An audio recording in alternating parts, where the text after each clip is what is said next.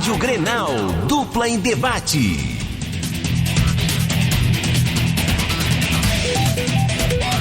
Meio-dia, 3 minutos. Está começando o Dupla em Debate deste sábado, dia 17 de abril de 2021. Dupla em Debate aqui na Rádio Grenal, FM 95.9, radiogrenal.com.br, canal 300 Claro Net também nos aplicativos móveis. O Dupla em Debate sempre contando com a força dos seus anunciantes. Banrisul, cliente PJ Banrisul, tem tarifa zero para fazer um Pix até 19 de abril. E BCM, o plano de saúde do servidor público gaúcho. Tem torcida em casa, tem diversão, tem Bibs. Páscoa com diversão você encontra nos quiosques Bibs, no Iguatemi e no Praia de Belas. Meio-dia e 3 minutos, Dupla em Debate aqui na Rádio Grenal. Vamos juntos até às 2 da tarde com Benhur Marchiori, Rogério Belchi, Kenny Braga, Heloíse Bordim, também o Lucas Dias, debatendo os assuntos da Dupla Grenal. Estendo já meu boa tarde a todos e começo com Benhur Marchiori, já que ontem foi jogo do Grêmio. O Grêmio empatou em 0-0 contra o Caxias. E as suas impressões sobre um jogo dos mais faltosos do campeonato, 57 faltas ao todo, 29 do Caxias, 28 do Grêmio. Deu para avaliar alguma coisa de positivo no jogo de ontem, Benhur? Boa tarde já, né? Já passamos o meio-dia, eu falei bom dia, mas é boa tarde. Boa tarde, Calvin, parabéns aí pela condução do programa. Não, realmente, tu já disseste tudo, 57 faltas. Ontem eu lembrei do Patinho quando diz que o futebol brasileiro é chinelão, né? Claro que nós não podemos comparar com o futebol europeu, mas esses dias eu estava vendo um jogo da Champions, não sei se foi do Liverpool, eram 12 minutos jogados, não tinha uma falta. Ontem com 12 minutos já tinha 14 faltas. Fica difícil de avaliar. Aí hoje eu vi no resenha ali uma ode ao Thiago Santos. Não, mas o Caxias primeiro, o Lacerda abdicou de jogar. Vamos parar a jogada a qualquer preço, não atacou. Um ponto ontem para o Caxias era praticamente em vencendo o Ipiranga assegurar a classificação. Então não deu para fazer avaliação. Claro que eu posso dizer assim, que o Felipe na esquerda não comprometeu, a zaga estava bem. O Rafinha, o que dizer do Rafinha, né? Jogando de sunga, né? A próxima vez ele vem pelado, mas tudo bem. Não deu para avaliar, não deu para avaliar. Claro que nós podemos falar do Elias, aquele gol ali, imperdível, né? Mas eu vou aguardar. Amanhã parece contra o Novo Hamburgo, voltam alguns cascudos, né? Mas claro que o Thiago Santos demonstrou que é número 5, né? Mas nós não podemos fazer uma análise mais profunda, porque o Caxias ontem a mim decepcionou, né? Ele não tem nem sombra daquele Caxias que decidiu o Campeonato Gaúcho com o Grêmio e se vitoriou inclusive na Arena. Pois é, Kenny Braga, até antes mesmo da gente também falar mais dos assuntos do Inter, da volta do Tyson, da preparação para o jogo contra o Always Ready, também você conseguiu ver aí, né, secando o Grêmio ou torcendo pro Caxias, mas um jogo 0-0 numa sexta-feira à noite e com tantas faltas assim, hein, Kenny? Boa tarde, Carlos. Boa tarde. Boa tarde a todos os ouvintes da Rádio Grenal, do nosso programa especificamente. Eu não gostei da partida, foi um jogo do ponto de vista técnico muito ruim. E ontem, além das faltas, do número excessivo de faltas, tanto do lado do Grêmio quanto do lado do Caxias, houve uma coisa que ocorre sempre, ocorre seguidamente no futebol, que é, digamos assim, o controle da bola. O Grêmio teve o absoluto controle de bola. O que adiantou o controle de bola do Grêmio? O Grêmio não fez gol. Então, o controle de bola, às vezes, é uma inutilidade absoluta. E eu tenho a impressão que o árbitro ontem foi um pouco leniente, assim, um pouco, sabe? Ele deveria ter evitado digamos assim, aquelas faltas sucessivas logo no início da partida. ele não evitou e aí ocorreu aquilo que todos vimos. Mas o futebol realmente não ganha nada com isso, Calvo. O futebol não ganha nada com isso. Aquele jogo não foi bom. Claro que o Grêmio empatou, mas não foi bom o jogo. Heloíse Bordim, e também a sua avaliação do jogo de ontem, o 0-0 entre Caxias e Grêmio, que parece que não agradou ninguém, nem pelo resultado e nem pela partida como um todo. Boa tarde, Heloíse. Boa tarde, Calvin, também boa tarde a todos os nossos ouvintes, pessoal aqui do Dupla em Debate. Vou fazer uma brincadeira agora, né? Nada mais que o esperado, porque eu falei exatamente isso no palpitão, que ia dar 0-0. Mas, claro, confesso, foi um palpite, não um embasamento, realmente, né, entendendo como se fosse 0-0 esse jogo, mas foi o que aconteceu. Até dava para se imaginar que o Grêmio, apesar das novidades, o Grêmio não ia conseguir entregar um bom futebol e uma identidade formada, porque o elenco, não dá para dizer que o elenco não ficou um pouco abalado com essa saída repentina do Renato. Então, o Grêmio em campo foi apático, né? Foi o momento condiz com o momento do Grêmio, né? O Grêmio vai precisar se reestruturar e o primeiro por fora e aí depois para chegar dentro do campo. E aí isso vai levar algum tempo. Então ontem foi o início agora de um processo que o Grêmio está começando novamente.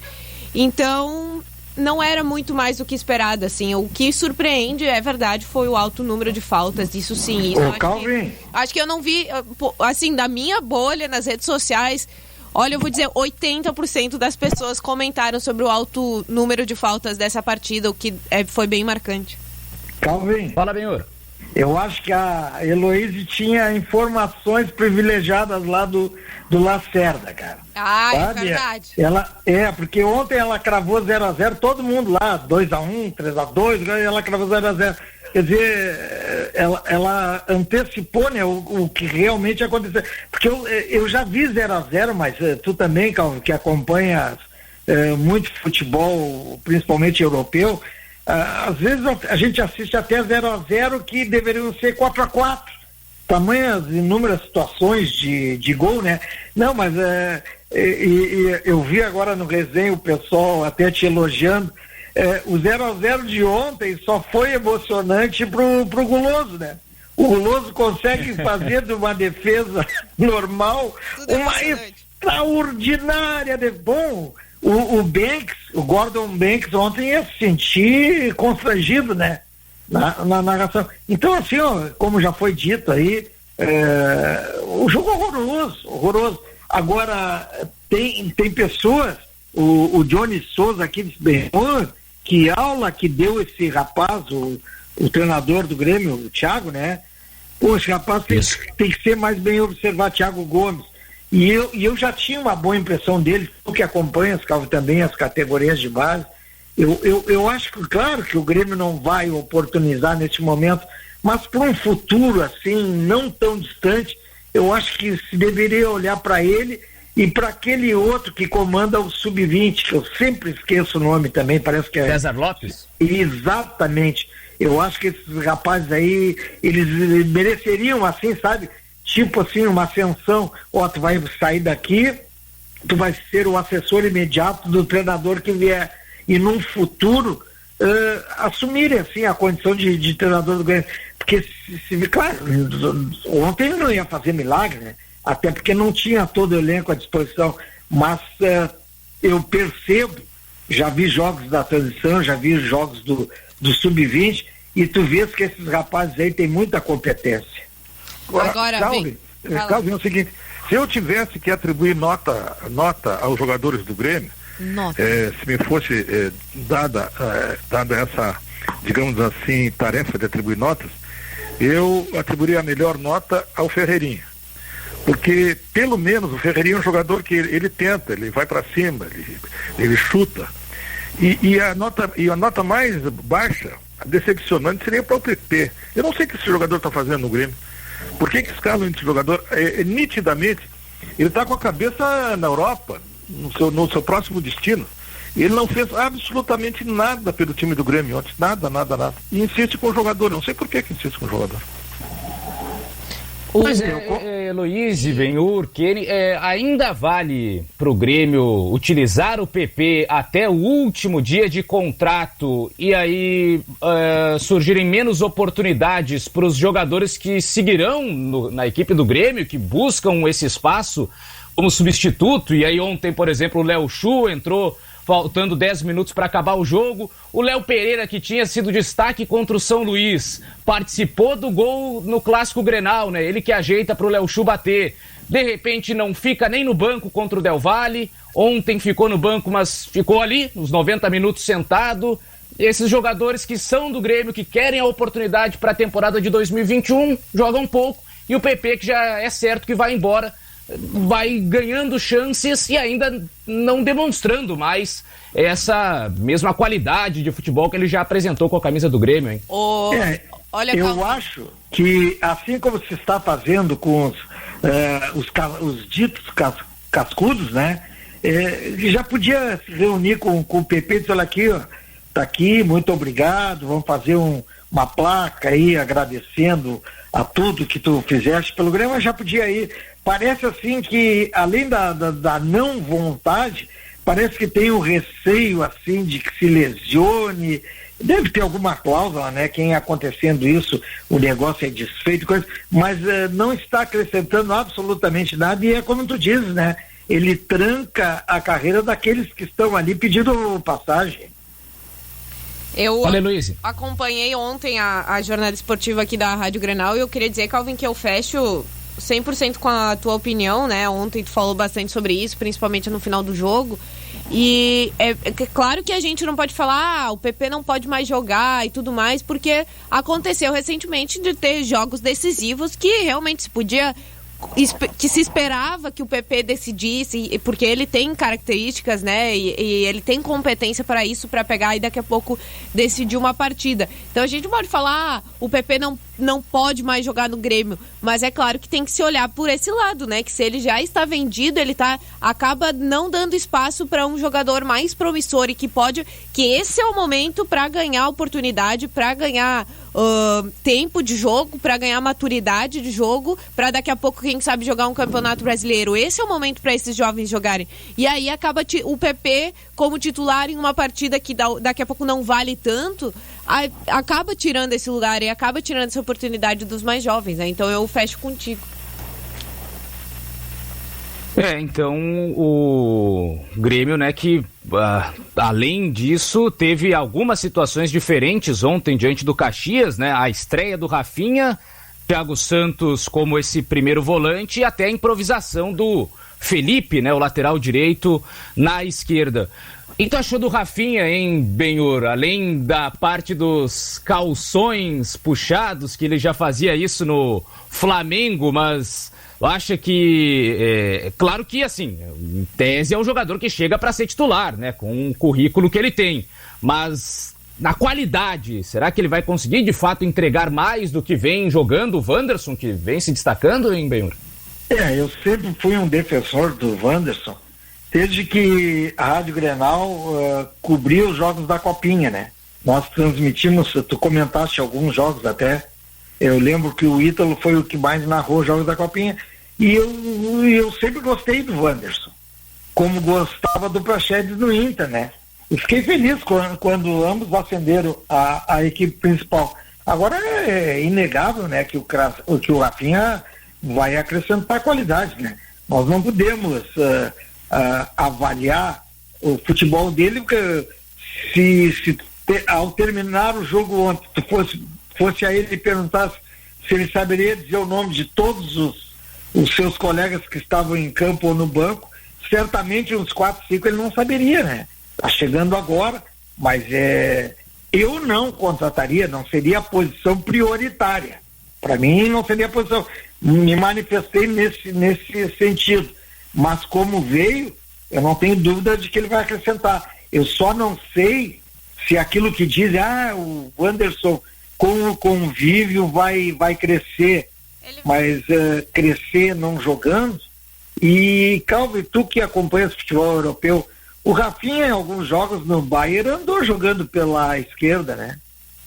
Sim, também já jogou de lateral esquerdo, chegou a jogar até de volante algumas partidas, especialmente no comando do Guardiola. Às vezes ele mexia com a equipe e mexia na posição do Rafinha, utilizava como Agora, coringa Calvin, da defesa. Calvin, é o seguinte, não se pode realmente exigir muito do Rafinha no seu primeiro jogo, porque ele mesmo explicou isso, que ele estava assim, disputar uma partida há quase 50 dias, menos 50 dias, um pouco mais de 50 dias, então não se pode exigir muito dele. Ele vai aqui no Grêmio, no caso, ele vai evoluir muito, ele é excelente jogador, vai evoluir muito.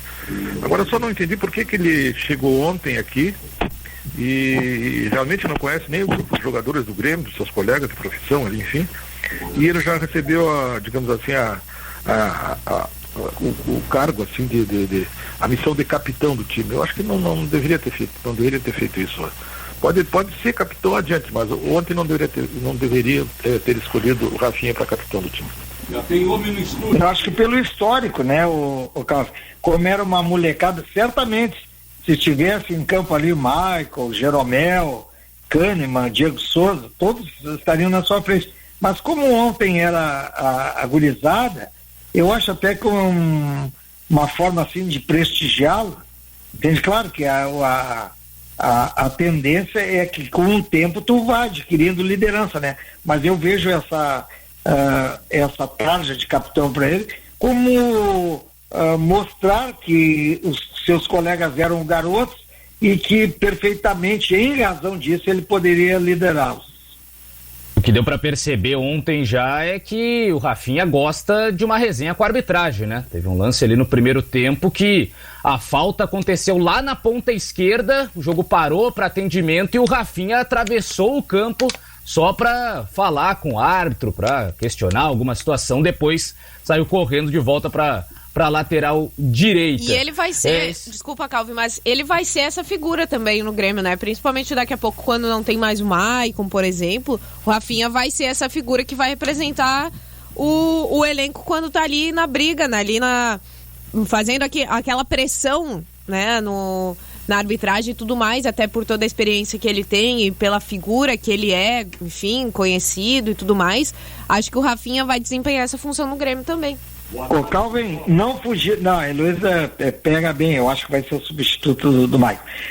Não fugindo do assunto, mas já fugindo, eu não sei, eu acho que eu dou azar, cara. Todo jogo, não é o 80%, nem 94,06%, que nem diz o Pato, todo jogo que eu vejo do Palmeiras, o treinador critica a arbitragem, tumultua o jogo, o árbitro vai lá. Ontem o Klaus foi lá, mas vem cá, rapaz, será que o Palmeiras não tem dirigente para dizer, vem cá, cara, isso aqui não é a casa da mãe Joana, mas todo jogo, não sei se tu assististe ontem, cara, Palmeiras de São Paulo, sabe assim, do nada o cara começa a brigar com o quarto árbitro, aí tumultuou com a bandeira, e aí começa, sabe, a bater assim, as mãos no corpo, como se estivesse inconformado. Mas vem cá, quando é que esse cara vai mudar de conduta? É um bom treinador, já conquistou 2 títulos, já perdeu 2 também, né, nos pênaltis, de passagem. Só que assim, ó, ele tem que mudar a conduta dele. Ou será que ele acha que nós somos ainda um país formado, nada contra os índios, né? Mas que eram os donos da terra, quando os portugueses para cá vieram. Não, parei um pouquinho, cara. Eu não estou falando assim, ó, eventualmente, se vocês assistirem o jogo do Palmeiras, a gente poderia fazer até um bookmaker. Em que minuto da partida ele vai tumultuar o jogo. Mas só que tem que se destacar aqui, até para não causar uma injustiça, que o Abel, ele é assim desde a época de Portugal. Existem jornalistas lá contando e relatando que ele sempre foi assim. Ele não tem esse comportamento por estar aqui no Brasil. É uma característica dele, e aí a gente pode discutir. O Benhor já falou que não gosta e que acha que ele tem que mudar, mas ele sempre foi assim. É a característica deste técnico, assim como outros que preferem ficar quieto, né? Só queria dar boa tarde pro Rogério Bel. Eu dei 2 vezes boa tarde já, ninguém me deu bola, então é o seguinte, eu tô chegando e faço meu intervalo de 15 minutos já, valeu, volto aqui a 15 minutos. O Calvin, em primeiro lugar, eu acho que o Palmeiras, nesse momento, o time do Palmeiras, não está bem, né? Não está bem nesse momento. Não é aquele Palmeiras que nós víamos antes, não é mais. E esse treinador, o Abel Ferreira, ele tem essa característica de reclamar constantemente com a arbitragem, e ele se transforma assim, um chato. Pode ser que uma característica dele não é uma característica ruim. Ele se assemelha um pouco ao São Paulo, sabe? São Paulo também tinha essa maneira de reclamar constantemente a arbitragem. Ele pega um árbitro mais rígido e ele vai ser expulso, evidentemente que vai ser expulso. Então ele tem que mudar esse tipo de comportamento, porque não é legal isso aí. Tá, ele é bom treinador, tudo bem, já deu títulos para o Palmeiras, mas não é o dono da partida, não é o dono do espetáculo, é apenas um treinador. Não, e a diferença, né? A diferença, Calvin, do Crespo, né? Pô, tu olha o Crespo ali na Casa Mata, aquela elegância, um gentleman, sabe? Eu não estou dizendo que o treinador tenha que ser passivo, cara, que como falou o Kenny, ele tá um verdadeiro chato, cara, sabe? Todos os jogos o árbitro tem que parar, se dirigir até a Casa Mata no sentido de admoestá-lo, e normalmente o que ocorre, ele é advertido verbalmente, depois ele toma amarelo, depois toma vermelho. Pô, eu acho que tá falhando aí a direção do Palmeiras, e eu não lembro, Calvin, tu que és especialista em futebol europeu, eu não lembro ele como atleta que ele fosse tão agitado assim. Ele foi até da seleção portuguesa, né? Mas eu não lembro desse comportamento dele como atleta. Mas vem cá, agora eu vou aproveitar, Carlos, aí que tu é especialista em futebol europeu, isso aí é interessantíssimo, isso aí, né? Especialista em futebol europeu. Eu quero saber, Carlos, qual é a tua opinião sobre a Roma? A Roma, eu tô esperando agora os confrontos da Liga Europa, porque eu sou torcedor do Manchester United e agora tem aí o confronto com a Roma. Então é o meu time contra o do Pato. Tu vai apostar alguma coisinha com o Pato, Calvin? Ah, pode ser. Eu já desafiei, Pato. Eu quero o Pato motivado. Perguntei, Pato, te prepara aí que daqui 2 quintas-feiras o bicho vai pegar. E aí ele já, não, mas o Manchester é muito forte, a Roma já tá feliz em chegar na semifinal pelo dinheiro. O Pato já tá tá vacinado já do Covid e também do jogo, né? E a outra semifinal já saiu, Calvin? A outra é Arsenal e Vila Real. Não, mas então eu vou cravar aqui. O campeão sai do confronto do Manchester com a Roma, né? Não tem dúvida. Eu também gostaria que fosse isso, mas o Vila Real tem o atual tricampeão da competição da Liga Europa, que é o Unai Emery, que conquistou os últimos 3 títulos com o Sevilha e agora está em outra equipe espanhola, o Vila Real, então não sei, o cara é especialista, né? Mas vocês falaram agora nesse jogo do São Paulo aí, de São Paulo, o São Paulo e do Palmeiras, esse clássico do futebol paulista, mas tem o jogo do Santos também, né? E o Santos perdeu, né, para Ponte Preta, né? E perdeu feio, mas acontece o seguinte, que o Santos também estava com um time de jovens, né? Não era o time titular do Santos, então acho que a gente tem que dar esse desconto, né, Calvin? Ô Calvin, como era o nome daquele meia ali que jogou no lugar do Tietê no São Paulo? O Rodrigo Nestor? Exatamente. Tu viste que o Crespo liberou o Tietê, né, pra ser vendido. E, olha, eu ouso dizer que o São Paulo tá jogando o que o Fernando Diniz não conseguiu fazer com que ele jogasse, hein? Esse São Paulo vai... E outra coisa, eu que sou um dos maiores críticos ao Daniel Alves jogando no meio, entende? Eu acho assim um absurdo. Ontem na lateral direita, eu fiquei a pensar assim, mas ele não fica a dever nada, absolutamente nada para os que têm sido convocados na lateral direita.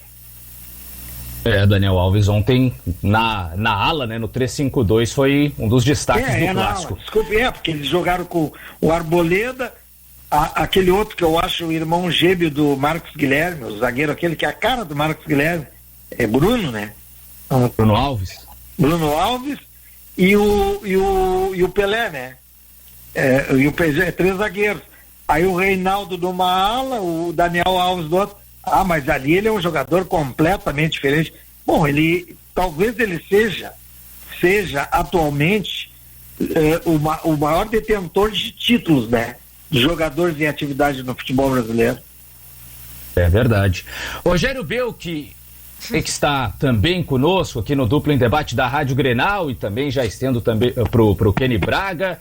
Tyson de volta, camisa 10, chega como a grande contratação do Inter para a temporada, vídeo de apresentação ali com um pagode, né, um samba. Tyson voltou, tem essa moral toda mesmo, e a expectativa é grande agora no futebol do Tyson para que ele seja o grande craque da equipe, hein? Grande Calvin, boa tarde para ti e para Heloísa Bordim só. Os demais companheiros não deram a mínima. Falei 3 vezes aqui, não deram boa tarde. Uma falta de educação incrível, até do meu grande ídolo Kenny Braga, mas ok, valeu. Não, mas acontece o seguinte, tu chegou atrasado. Sim, que eu pego o ônibus que nem o senhor, né? No final de semana é um horror, o senhor deveria saber atrasado, disso, rapaz, né? Não pode chegar atrasado. Não, pois é. Chega atrasado, chega meia hora atrasado no programa, não merece. Que eu, como eu não sou octogenário, que nem alguns, eu tenho que vir aqui, eu não faço remoto de casa, entendeu? Também tem isso. Né? Alemão, eu tenho que reconhecer que qualquer programa ele tem um determinado nível até a tua chegada. Depois baixa. Quando tu chega, chegou o sol, entende? A aura que tu traz ao programa, ela é incalculável, ela é imensurável. Como eu tô facinho, já me acalmei agora aqui, já me acalmei. Embora tu vivas me dando uns estoquezinhos, sabe? Eu sou teu fã de carteirinha.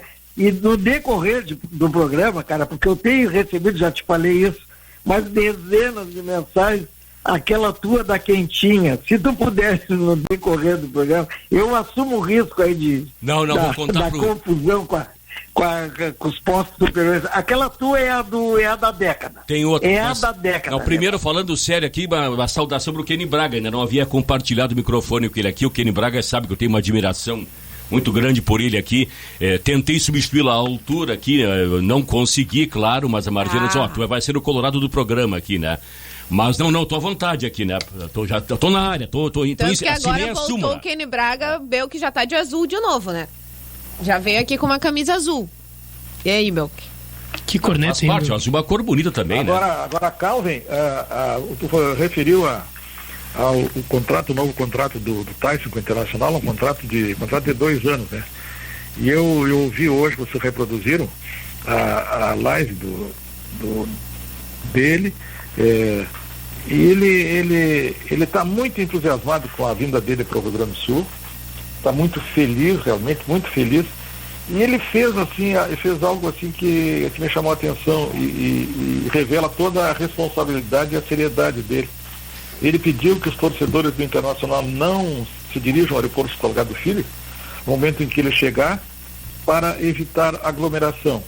E isso aí é responsabilidade, porque nesse momento realmente nós não podemos fazer aglomerações, embora essas aglomerações sejam notadas em todo o Brasil, feitas por pessoas absolutamente irresponsáveis que não estão se dando conta do tamanho da catástrofe que nós estamos vivendo. É muito legal isso aí, aquele Braga, é verdade. Mostra uma conscientização dele aí. Ele vem assim, com uma grande expectativa. Eu acho que é um pouco de demagogia da nossa parte também, ou de alguns pelo menos. O Benhur tem isso aí, mas não é demagogo, é uma outra visão, eu reconheço. Sobre a questão salarial do Tyson, né? A questão custo-benefício, o Inter demitiu vários funcionários e contrata o Tyson, mas é diferente. Eu digo assim, aqui na rádio, tiver que cortar entre a tia do cafezinho e o Haroldo de Souza, vai ter que ser a tia do cafezinho, porque a rádio precisa de locutores, de pessoas que expressem a sua opinião, o seu talento, que narrem, no caso do Haroldo aqui.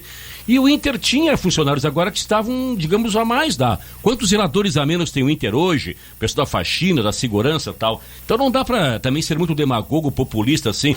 Mandaram tantos embora e contrataram o Tyson. A atividade fim é o futebol, né? É o Kenny Braga. Pois é, e vocês gostaram da música aí do Grupo Zoeira? Do Tyson voltou? Tá animada? Tá de acordo com a volta, de fato, do Tyson? Mas tudo muito boa tarde, Calvin, até boa tarde, agora. Lucas. é um grupo de pagode que é amigo do Tyson, né? Teve mais essa questão até para ser escolhido esse grupo. É um grupo que conhece o Tyson conhece aqui de Porto Alegre, então também teve toda essa questão de ter um significado especial pro Tyson. Eu achei que em questão de marketing, tudo que o Inter fez ontem nas suas redes sociais para anunciar o Tyson, até o presidente Alessandro Barcelos participando com aquela frase que quando vazou de certa forma a informação com o colega Bruno Andrade na sexta-feira, o Tyson respondeu, né, botando, mas o que é isso? E aí o presidente também entrou com essa frase brincando ontem, então acho que foi tudo muito bem pensado pelo Inter para anunciar o Tyson. Acho que foi um golaço do Inter, além da contratação do Tyson, repatriar um jogador que significa muito para o clube, tem uma identificação com a torcida, mas também o marketing que o Inter fez em cima disso eu achei bem legal. Calvin, e agora a minha curiosidade, Calvin, é saber qual será, digamos assim, a posição do Tyson no time do Internacional.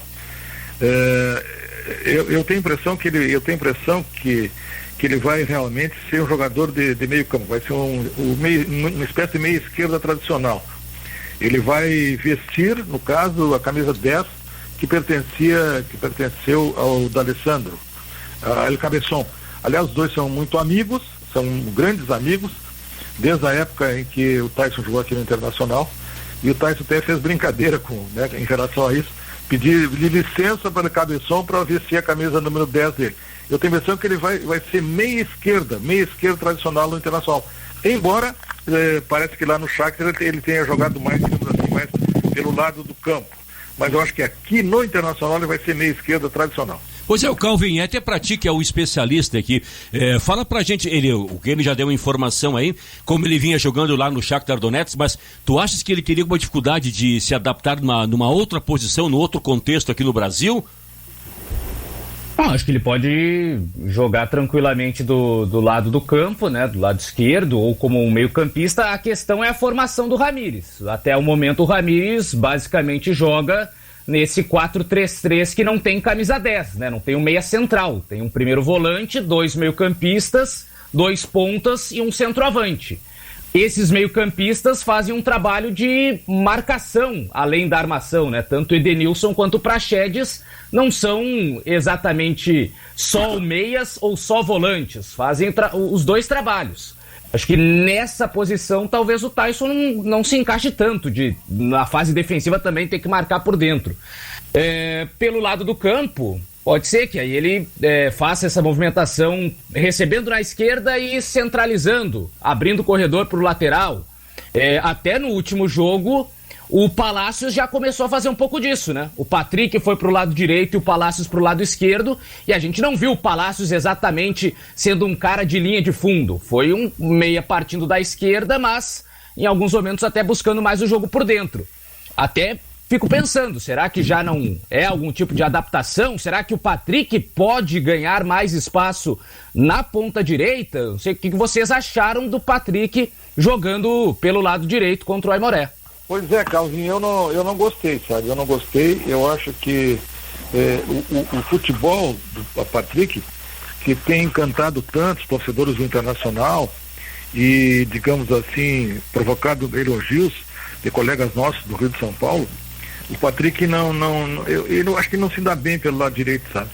Como um ponteiro tradicional. Eu gosto mais de ver o Patrick jogando pelo lado esquerdo, no lado esquerdo. E aí ele rende mais.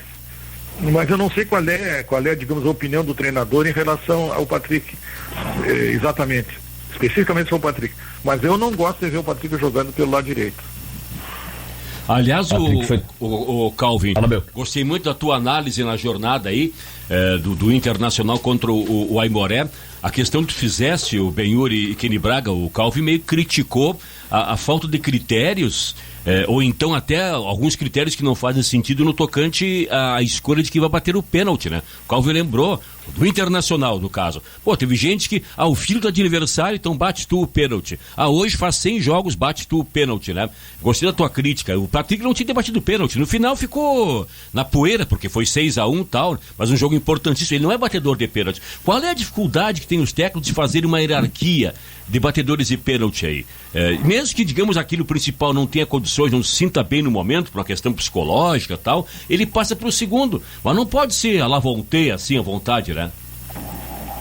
E o Inter tinha essa lista, né? E vinha cumprindo a risca. Ou era o Galhardo ou o Edenilson. Eram os dois batedores oficiais, né? O Galhardo perdeu a posição no segundo turno do Brasileiro, o Edenilson passou a ser o batedor de pênaltis. Contra o Aimoré, o Galhardo estava em campo, bateu o pênalti e depois, quando sobrou um segundo pênalti, eu não entendi também por que foi o Patrick, qual foi o critério, já que o Patrick não tinha sido batedor de pênalti. Contigo, viu, Caldo? Concordo também com o Bill, que quem deve decidir isso é o treinador, é o técnico, o cara está na beira do gramado ali. Em primeiro lugar, eu acho que o Galhardo, eu tenho a impressão que o Galhardo, como já. O cara é o nome do jogo, o cara tinha feito gols e tal, tinha marcado de pênalti. Aí ele Galhardo, diz, bom, agora é tudo com o Patrick. E cedeu, digamos assim, a cobrança do pênalti para o Patrick, e o Patrick desperdiçou.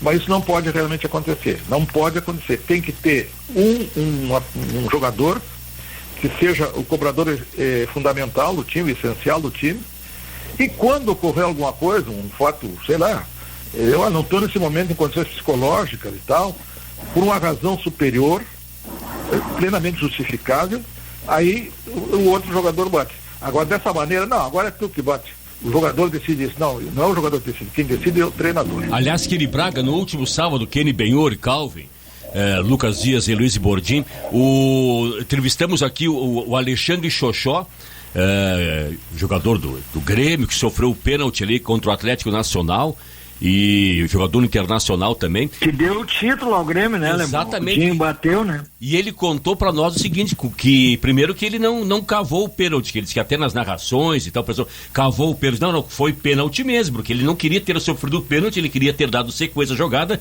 pra fazer o gol. Certo? Que entraria mais para a história ainda. Então ele não cavou o pênalti, ele sofreu o pênalti. E quando ele sofreu o pênalti, o juiz apitou, ele pegou a bola e se preparou para bater. E disse que aí o Filipão começou a berrar, né? Não, quem bate é o Dinho. Ou seja, o Filipão tinha, não, é o Dinho. O Xoxó queria bater para se consagrar. Mas não, o Filipão, não, quem bate é o Dinho. Ou seja, é o dedo do técnico, né? É a definição do treinador, daqueles que são os mais capacitados aí durante o treino. O Patrick até, né, tá em má fase, tá não sei quantos jogos sem marcar e tal. Talvez isso tenha motivado ao Patrick bater o pênalti, mas achei bem desnecessário. Por mais que o jogo já estivesse resolvido, né, o Inter já tivesse com a vitória encaminhada, ainda assim acho que sempre tem que bater quem for o especialista. 12:40, estamos aqui no Dupla em Debate da Rádio Grenal, e a Technic Motorem é especializada em manutenção e consertos da sua BM, com alta tecnologia, atendimento personalizado e preço diferenciado. Isso faz da Technic Motorem a sua oficina BMW em Porto Alegre, com equipamentos de vanguarda e profissionais qualificados. A Technic trata sua BM com o profissionalismo que ela merece. tecnicmotorem.com.br, na Ceará 904, fone 3307-9415. Onde tem futebol, tem bibs. Comemore, torcedor, é hora do jogo. Vista a sua camisa e apoie o seu time do conforto da sua casa com as bolinhas que dão um chocolate em qualquer partida. Tem torcida em casa, tem diversão, tem bibis. Só na Audimax você encontra os mais avançados aparelhos auditivos, confortáveis, discretos, sem pilhas e com conexão direta com os celulares. Venha conhecer, acesse audimax.com. 12:41, Dupla em Debate aqui na Rádio Grenal. Belkin, a gente falava mais cedo sobre o jogo do Grêmio, né? O empate em 0-0 com o Caxias. Já tinha acompanhado um jogo com tantas faltas, assim, 57 faltas, que foi o número que mais chamou a atenção do placar de 0-0? Eu não lembro, é verdade, acompanhava a jornada aqui da Grenal e esse fato me chamou a atenção também, confesso que até não vi, estava apenas ouvindo o jogo, vi o primeiro tempo, na verdade, o segundo não, acompanhei pela Grenal e chamou a atenção, né? Jogo truncado, um jogo bem burocrático, né? O Grêmio vive esse processo aí de transição, o Thiago Gomes também não quis arriscar muito, não quis inovar muito, né? Foi um jogo que serviu para algumas observações e tal, mas nada muito definitivo, né? Foi um jogo bem xoxo, né? Calvin. Oi, Benhor. Como é sábado, né? E sábado é a única oportunidade, até porque o Dalpizol monopoliza muito, né? Ele vem com aquelas listas, qual o centroavante que tem olhos verdes e que a avó tinha olhos... Então sábado a gente pode falar. Eu tenho duas historinhas e essa do John Terry, né? Que era ex-zagueiro, ídolo do Chelsea, eu acho que era até capitão. Talvez tu me comprove se não é fake. Dizem que a família toda do John Terry, né? Eles torcem pelo West Ham. Eu acho que o West Ham é do interior lá, né? É um clube menor. É de Londres. Mas é um clube menor. Seria assim o São José, né? Mal comparando. Tá, e aí diz que ele está jogando pelo Chelsea e ele faz um gol no West Ham. E ele, inadvertidamente, ele vai comemorar e perto da torcida do West Ham. E aí quando ele olha assim, tá o pai dele e o tio gritando e xingando ele. Tu vê que a paixão, né, clubística o que faz, né? Renega até a filiação aí. E a outra que eu lembrei agora, essa eu sei que é verídica. Na época que o Ronaldo Fenômeno jogava no Real Madrid, que jogava o Figo também, o Figo era casado com uma ex-miss, né? Da Espanha. E o presidente do Real Madrid chama o Ronaldo Fenômeno lá no seu gabinete e diz assim: ô Ronaldo, é inegável o teu futebol, mas por que em termos de comportamento, por que tu não faz como o Figo? Volta mais cedo para casa. Aí o Ronaldo diz assim: presidente, se eu tivesse a mulher dele, talvez eu nem saísse de casa. São historinhas para sábado assim, né? Boa essa, né? Aliás, histórias dos grandes jogadores. Agora, Carlos, as pessoas acham, Carlos, que é simples, né? A cobrança de pênalti. Não é simples, não é simples. Porque o cobrador de pênalti, ele primeiro tem que ter uma precisão técnica muito importante na hora da cobrança. E que tem que ter, na hora também tem que ter boas condições psicológicas. E toda vez que se fala em cobrança de pênalti, eu sempre me lembro do Enio Andrade, o nosso saudoso Enio Andrade, que nunca errou uma cobrança de pênalti aqui no Rio Grande do Sul. Como jogador de futebol, nunca errou. E depois, até como treinador, ele ensinava os jogadores como é que ele cobrava um pênalti. Mas isso é um caso raro, eu tenho a impressão, que é na história do futebol mundial. Porque tu vê hoje, Calvin, esses grandes jogadores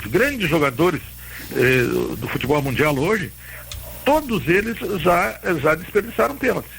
Não tem nenhum grande jogador hoje que não tenha desperdiçado um pênalti. Então é complicado bater o pênalti, não é tão simples não. Não é tão simples não. Agora... É verdade, o destaque dos pênaltis é o Henrique Dourado, né? Aquele o degolador, o ceifador. Né? Ceifador. O ceifador que é o especialista em pênaltis. Galhardo, o alemão, o Jacane falou no Enio, verifica aí se existe treinador brasileiro. O Minelli eu sei que por 2, Inter e São Paulo, que tenha ganho o Campeonato Brasileiro por 3 equipes diferentes. Até vou verificar aqui, mas vou pesquisar, mas olha só, eu acho que faz parte do imaginário, assim, popular do futebol, esse negócio que nunca errou o pênalti. O Cardeal também, Zezefredo Costa, grande craque. Era Farroupilha, né? Farroupilha, nos anos 30, jogou no Fluminense do Rio, seleção brasileira nacional. Depois ele perdeu um pulmão, fumava muito, era boêmio, gostava de um carteado, faleceu jovem, ainda de 43. O Nacional deu toda a assistência para ele, mas surgiu no Grêmio Atlético, dono do Regimento de Infantaria, campeão de 35 sobre o Grêmio. Também conto que nunca errou pênalti. E que teve um jogo lá, um Brafar, um Farpel, no estádio Nicolau Fico, que o juiz marcou um pênalti para o Farroupilha, deu confusão, o jogo não terminou. No dia seguinte, na Liga Pelotense de Futebol, ali em cima da Casa da Banha, na Félix da Cunha, na reunião, o juiz entregou a súmula e botou 1-0 para o Farroupilha. Aí, mas como estava 0-0 o jogo, estavam empatados, não, mas o Cardial nunca errou pênalti, deu a vitória para o Farroupilha. Mas faz parte da lenda, eu não sei se o Enio Andrade nunca errou, mas vou pegar a informação do que ele. Mas o Pelé, por exemplo, nunca perdeu pênalti. O Pelé perdeu, os biógrafos dele escrevem, 24 pênaltis na carreira. E eu vou lembrar só o primeiro, 17 de outubro de 56, Santos 4, Jabaquara de Santos 2. Ele bateu, tinha 16 anos, o Fininho, goleiro do Santos, defendeu. E o último, 29 de abril de 72, Santos 1-0 no Napoli, da Itália.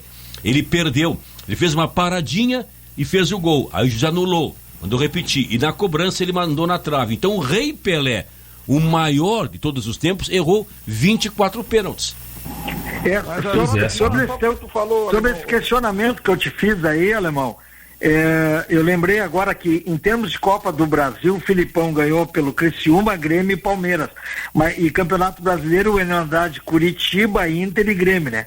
Eu não sei se tem outro que tenha ganho 3 campeonatos brasileiros. E sobre bater pênalti, todos vocês conhecem. Todos vocês conhecem o Márcio Chagas, né? Não.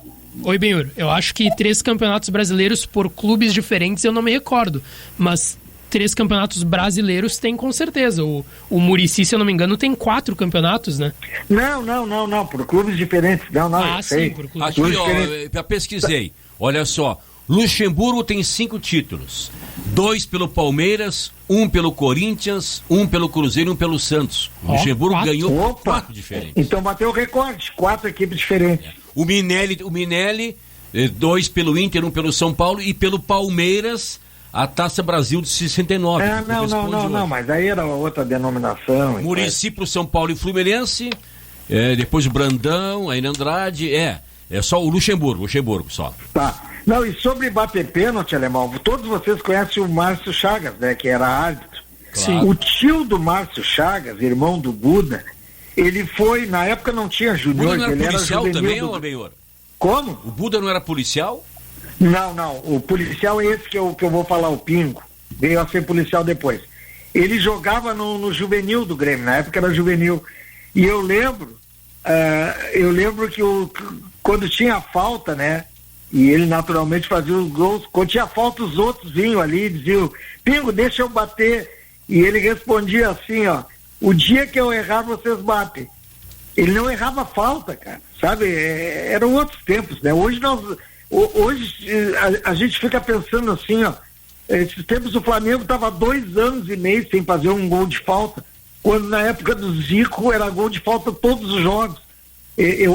Realmente, né? É a geração PlayStation.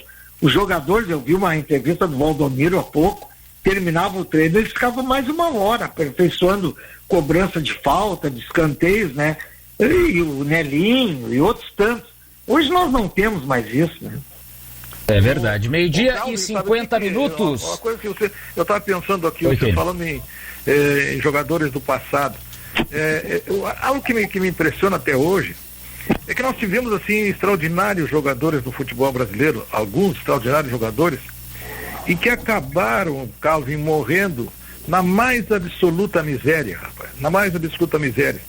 Tu vê a mudança ocorrida no futebol brasileiro. Grandes jogadores ganhavam pouco, muito pouco, e acabaram na mais absoluta miséria.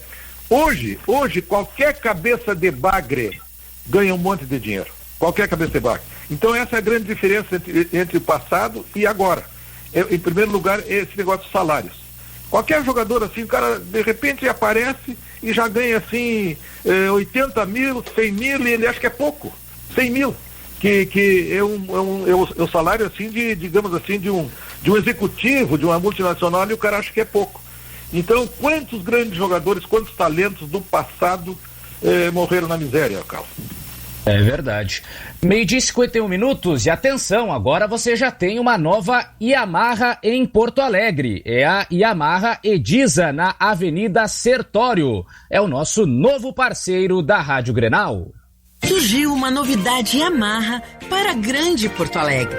É a Yamaha Ediza. Está aberta com loja, oficina, peças e acessórios para Para você que quer qualidade e preço baixo. Na Yamaha Ediza, você poderá fazer um teste com uma moto e comprar com prestações baratas que cabem no seu bolso. Venha conhecer a Yamaha Ediza na Avenida Sertório, 5825, de segunda a sábado, em Porto Alegre. Moto revisada é moto segura. Muito bem, tá aí dado o recado da Yamaha Ediza aqui no Dupla em Debate da Rádio Grenal. 12:dia e 52 minutos. Agora a gente falava antes sobre o Tyson nessa chegada ao Internacional, já com a possibilidade de ser inscrito na Libertadores. Considerando todos os jogadores de Grêmio, de Inter, os seus currículos, a sua história, a trajetória no futebol, o Tyson vira a grande estrela do futebol do Rio Grande do Sul ou tem gente para bater de frente com o currículo dele? Eu não sei, eu acho que não. Eu acho, Carlos, sinceramente, que não dá para fazer essa comparação num momento, né? Porque a gente primeiro, claro, ele tem uma bela história no Internacional. Já ajudou o Internacional a conquistar títulos, mas ele ficou, digamos assim, mais de 10 anos no Shakhtar. Então a gente precisa saber ainda o que ele vai render aqui no Internacional. Mas eu não saberia responder a tua pergunta, porque eu não sei, eu não gosto desse tipo de comparação. Mas qual é o grande hoje, assim, digamos, o grande ídolo do futebol gaúcho hoje? Qual é o jogador assim destacado que merece elogio de todas as partes? Eu não sei se tem esse jogador aqui no Rio Grande do Sul hoje. Olha, eu acho que o último foi o Cebolinha, né, Carlos? Mas tem a questão do impacto pela chegada. Se o Romildo Bolzan cumprir a sua promessa e trouxer mais 2 jogadores para o Grêmio, dos 4 que ele prometeu, vieram 2 e forem jogadores relevantes, como teria sido o Borré, por exemplo, aí pode se ombrear, né, ao Tyson, mas por enquanto, pela circunstância, pelo panorama atual, é o Tyson, sim. Agora, viu, só porque tu falou em Borré, ontem o River ganhou de 5-0, né? 5-0, o River continua fazendo história na Argentina. Central de Córdoba. E esse Borré fez 2 gols, né? 2 gols dos 5 do River. E agora vai enfrentar o Fluminense na Libertadores da América. Pois Fluminense, que parada dura, né, Calvin, pro Fluminense, hein? Que parada dura essa aí. Falar em Libertadores, Calvin, nós temos um ouvinte, Paulo Henrique. Eu acho que ele não faz outra coisa senão ouvir a Rádio Grenal, ele é São Paulino. Ele disse que esse Rodrigo Nestor é muito bom jogador, renovou o contrato agora, essa semana, e que terça-feira o São Paulo estreia na Libertadores contra o Sport em Cristal. Um abraço aí pro Paulo Henrique. Tem Libertadores da América e tem também Copa Sul-Americana. E aí, Benhur, Copa Sul-Americana, vai acompanhar com o mesmo sentimento, com a mesma torcida, ou é uma competição que não faz parte das prioridades? Bom, é o que tem, né, Calvin? Evidentemente, se eu não puder sair com a Paula Oliveira, a Maria Zilda está me servindo, né? Eu era fã num passado bem distante. É o que tem, o Grêmio plantou isso. Na segunda rodada, quando botou uma equipe alternativa contra o Ceará, se não estou equivocado, o Grêmio correu esse risco e nós alertávamos durante a competição. Olha aqui, a pré-Libertadores, daqui a pouco. E o Grêmio até teve sorte de não pegar essa equipe na altitude. Poderia ter sido o pior. Mas poderia ter sido ou poderia não ter sido. A lógica diz isso, que poderia ter sido o pior. O Grêmio, ao priorizar as Copas, ele desdenhou o Campeonato Brasileiro e ele colheu o que plantou. Então agora é o que nos resta, né? E vou te dizer mais, a Libertadores tem 2 vagas. A Sul-Americana é só o campeão que sai. E parece que tem o Lanús, né? Não sei, parece que o Lanús está na chave do Grêmio. Isso. Então já não é tão simples assim. E essas equipes estão, elas vêm assim num crescendo, como tem dito, né? Ultimamente, né? Uma expressão futebolística que criaram. E o Grêmio está reformulando. O Grêmio está adquirindo jogadores. Quinta-feira agora, daqui 5 dias, estreia na competição, né? Então, assim, eu não vejo. Agora, ela dá vaga para a Libertadores do próximo ano, ela dá vaga para a Copa Suruga, ela, em vencendo, tu disputa a Recopa Sul-Americana, que o Defensa e Justiça, time do Ítalo, acabou de se tornar campeão, vencendo o Palmeiras, né? Aliás, esse treinador aí, o Ítalo tem elogiado, e eu observei 2 partidas. E tu, Calvin, que acompanha, parece que ele era do Racing, né? Ele foi treinador do Racing. Já foi do Independiente, já foi do Racing, já foi do próprio Defensa e Justiça. Ele era o técnico antes da chegada do Crespo, por exemplo. Então ele foi do Racing, foi do Independente, e ele volta pro Defensa, abrindo mão de equipes mais tradicionais. E aí ele perde o jogo em casa pro Palmeiras, ganha do Palmeiras, vai pros pênaltis e ganha. Quer dizer, esse treinador, ele merece ser observado. Eu até nem sei porque a direção do Grêmio não o coloca como uma das prioridades. Eu acho que tu olhando assim o Defensa, claro, com todas as limitações, porque uma coisa é aquela que eu falei do Van Basten, né, na entrega da premiação dos melhores do mundo. Porra, aí era o ataque, eu me lembro, era Neymar, Messi e Cristiano Ronaldo, o ataque. E aí perguntaram, Van Basten, se tu fosse o treinador, o que tu faria? Eu distribuiria as camisas. Mas é uma coisa óbvia. Então, assim, o pessoal diz, o Defensa e Justiça é uma equipe limitada. Mas aí tu vês o dedo do treinador. Se eu fosse convidado para treinar o Flamengo, Calvin, eu não faria feio. Do meio para frente, com aqueles ali eu não faria feio. Ô Calvin, agora só que essa história aí de distribuir as camisas, eu escrevi a história do rolo compressor, que foi um dos maiores times internacionais de todos os tempos, Calvin.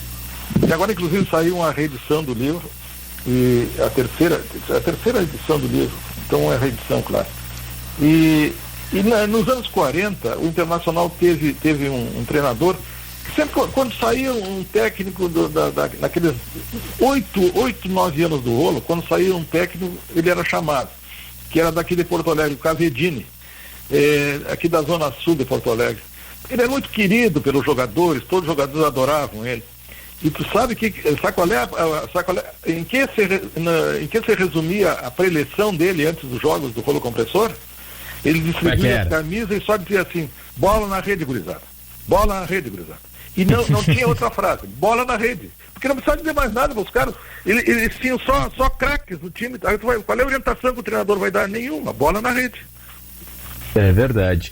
Aliás, já vou voltar nesse assunto aí, porque apesar dessa reunião de craques que destacou o Benhur, o Flamengo tomou um passeio do Vasco da Gama e o pessoal lá tá na bronca com o Rogério. Mas antes, cliente PJ Banrisul, se liga na novidade, a isenção de tarifa para receber e realizar pagamentos instantâneos via Pix foi prorrogada até 19 de abril. Aproveite essa vantagem para modernizar o seu negócio e revolucionar as suas vendas com o Pix do Banrisul. Ainda não tem suas chaves? Cadastre já no Office Banking pelo computador. Saiba mais em www.banrisul.com.br/PixPJ. Um plano de saúde que cubra terapias e odontologia, você conhece? E se a cobertura for sem coparticipação? O plano da IBCM é resposta para tudo isso. Além de diversas especialidades médicas, a IBCM oferece aos servidores públicos municipais e estaduais atendimento em psicologia, psicopedagogia, fonoterapia ocupacional e nutrição. Além de diversos serviços odontológicos, levando qualidade de vida aos seus beneficiários. Fale agora mesmo com a IBCM no 0800 647 5511. IBCM, o plano de saúde feito para o servidor público. E na época oficial do doce, é claro que a gente tem novidade para você. o kit de Páscoa nos nossos quiosques. Muitos sabores, opções deliciosas e ainda mais diversão. Onde? No Iguatemi e no Praia de Belas. Quando? Agora mesmo. Aproveite, é Bibis. 1:02. Vocês falaram aí dessa reunião de craques, o Benhur citou, né, dos jogadores do Flamengo, que ele não faria feio, mas o pessoal tá na bronca com o Rogério Ceni, hein? Tu já notas ali, como é o nome do treinador mesmo, o do Vasco? Marcelo Cabo. Tu já nota o dedo do treinador. A gente fica metido assim, né, Calvin, acompanhar futebol e querer analisar a disposição tática. Tu já vês ali que tem o dedo do treinador, cara. Eu fico feliz, porque eu acho que o lugar do Vasco não é na segunda divisão. O lugar do Botafogo, o Botafogo de Garrincha, de Didi, de Zagallo, Amarildo, não é segunda divisão. E que bom que tu vês assim, a percepção que se tem é que o Vasco volta logo, né? E realmente, eu entendo que o Rogério Ceni, pela instabilidade, mesmo com o título ali, que os jogadores olhando ali o final da partida do Internacional com o Corinthians, aquela coisa, um título que não foi tão festejado, porque conquistado nessas condições, ele coloca o Ilharão na zaga para poder colocar o Diego, que é um dos líderes e tal, sabe, eu tenho minhas dúvidas assim, se ainda com a conquista de 2 títulos, né? A Recopa Brasileira agora e o Campeonato Brasileiro, se a vida do Rogério Ceni vai ser longa no Flamengo. Ainda mais agora com essa sombra do Renato. Pois é, eu pensei agora, nisso. Calvin, só para ficarmos aí, Calvin, nesse capítulo dos treinadores, Calvin. Nesse capítulo dos treinadores aí. Eu tenho a impressão que a grande pergunta dos gremistas nesse momento é o seguinte: qual será o treinador do Grêmio nos jogos da Sul-Americana? Qual será o técnico do Grêmio? Agora o Benhur e Kenny e Calvi, olha só, eu falei ontem no Grenal Futebol Clube, concordei plenamente com o Benhur Marchiori e era uma opinião do Benhur, e depois o Bruno Soares trouxe a informação. De fato, o Grêmio vai primeiro escolher o seu homem do futebol e depois divulgar o nome do técnico. E tem razão, uma questão de coerência, para uma reestruturação de organograma administrativo. O Grêmio não tinha virtude da situação singular do Renato, né? Que era difícil de, digamos, ombrear-se com o homem do futebol. Só que me parece, né, Benhor, eu queria a tua leitura, o Grêmio parece estar com mais dificuldade de definir o homem do futebol do que com o técnico. O técnico está aí, é o Thiago Nunes, só se o Grêmio não quer. Ou o Lisca, faz assim que ele vem correndo também. Mas parece que a dificuldade maior é escolher o homem do futebol. Não te parece? Não, deixa eu deixar bem claro. Eu não falei, tá, que o Grêmio teria que anunciar primeiro o vice e depois o treinador. Não. O Grêmio tem que escolher um vice e esse vice ser protagonista na escolha do treinador. Agora, quem sabe, eu não sei, eu não vivencio o Grêmio no dia a dia. Quem sabe foram convidar o X e disseram pro X, vai ser vice de futebol, mas eu quero já te adiantar que o treinador é o Thiago. Pô, mas aí tá começando mal. Então, zera isso aí. O escolhido como vice de futebol, ele tem que conversar com o presidente e perguntar, primeira coisa, qual é o Grêmio que nós queremos, presidente? É o Grêmio do toque-toque que encantou o país e a América há 4 anos? Ou é o Grêmio da sua identidade? Eu lembro muito daquele lance do Zinho contra o Sávio do Flamengo. Pô, ele tocou o Sávio a uns 15 metros da pista atlética, entende? Aquele Grêmio do Felipão que chegava e coisa, o Goiano e tal. Qual é o Grêmio? Nós queremos o Grêmio daquele... Bom, então não pode ser Rocha, não pode ser Thiago.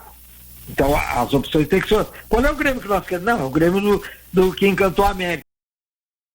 Bom, então aí pode ser Roger, pode ser Thiago, pode ser Fernando Diniz e tal. É um futebol diferente. Primeiro tu tens que saber que Grêmio tu queres. Agora, eu não admito tu escolheres o treinador e depois tu convidares um vice. Pô, ele vai ser um 2 de paus, cara. E se há dificuldades, eu não sei se está vendo, mas se há dificuldades para que alguém aceite ser vice, é em razão desse período do Renato. em que ele, na própria coletiva, ao lado do vice de então, ele dizia que se reportava diretamente ao presidente. Não, mas isso aí seria mais ou menos... Não, mas, Benhor, tudo bem, tu tá repetindo que falasse ontem com mais ênfase, mas tu não me respondeu. Tu acha que o Grêmio está com dificuldade de arrumar o homem do futebol ou não? Isso eu quero saber. Não, mas é o que eu tô te dizendo, alemão. Uma coisa é tu chegares para convidar alguém, primeiro que o presidente estava fazendo às vezes de vice-futebol, né? O que não é compatível com a presidência. Eu acho que a presidência tem outros encargos. Aí estava fazendo futebol, não deu certo. Quer dizer, se desse, continuaria, eu tenho minhas dúvidas. Tá, mas como não deu certo, vamos convidar alguém, mas parta do zero.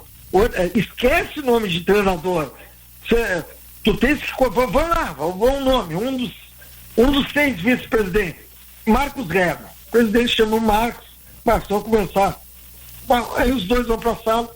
E aí, presidente, o que o senhor quer? Qual é o Grêmio? Tá, vamos conversar sobre o treinador. Não pode chegar para eu estou falando Marcos Guerra para efeito de exemplificar. Tá? Poderia ser o Oderich, voltar o Paulinho Luz, o Duda, aquilo, qualquer um dos 6, entende? Mas não pode chegar com o prato pronto. O cara tem que ser efetivamente vice-futebol.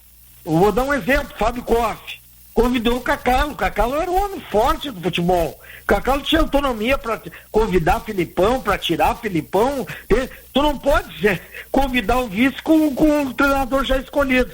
Essa é a minha ótica, não sei a de você. Não, ok, Benhor, mas tu continua não me respondendo. Tu achas que... A minha pergunta, eu vou de novo. Tu achas que o Grêmio, tudo isso aí que tu já falasse, concordo contigo, falasse ontem, falasse agora com mais ênfase, com mais detalhes, beleza.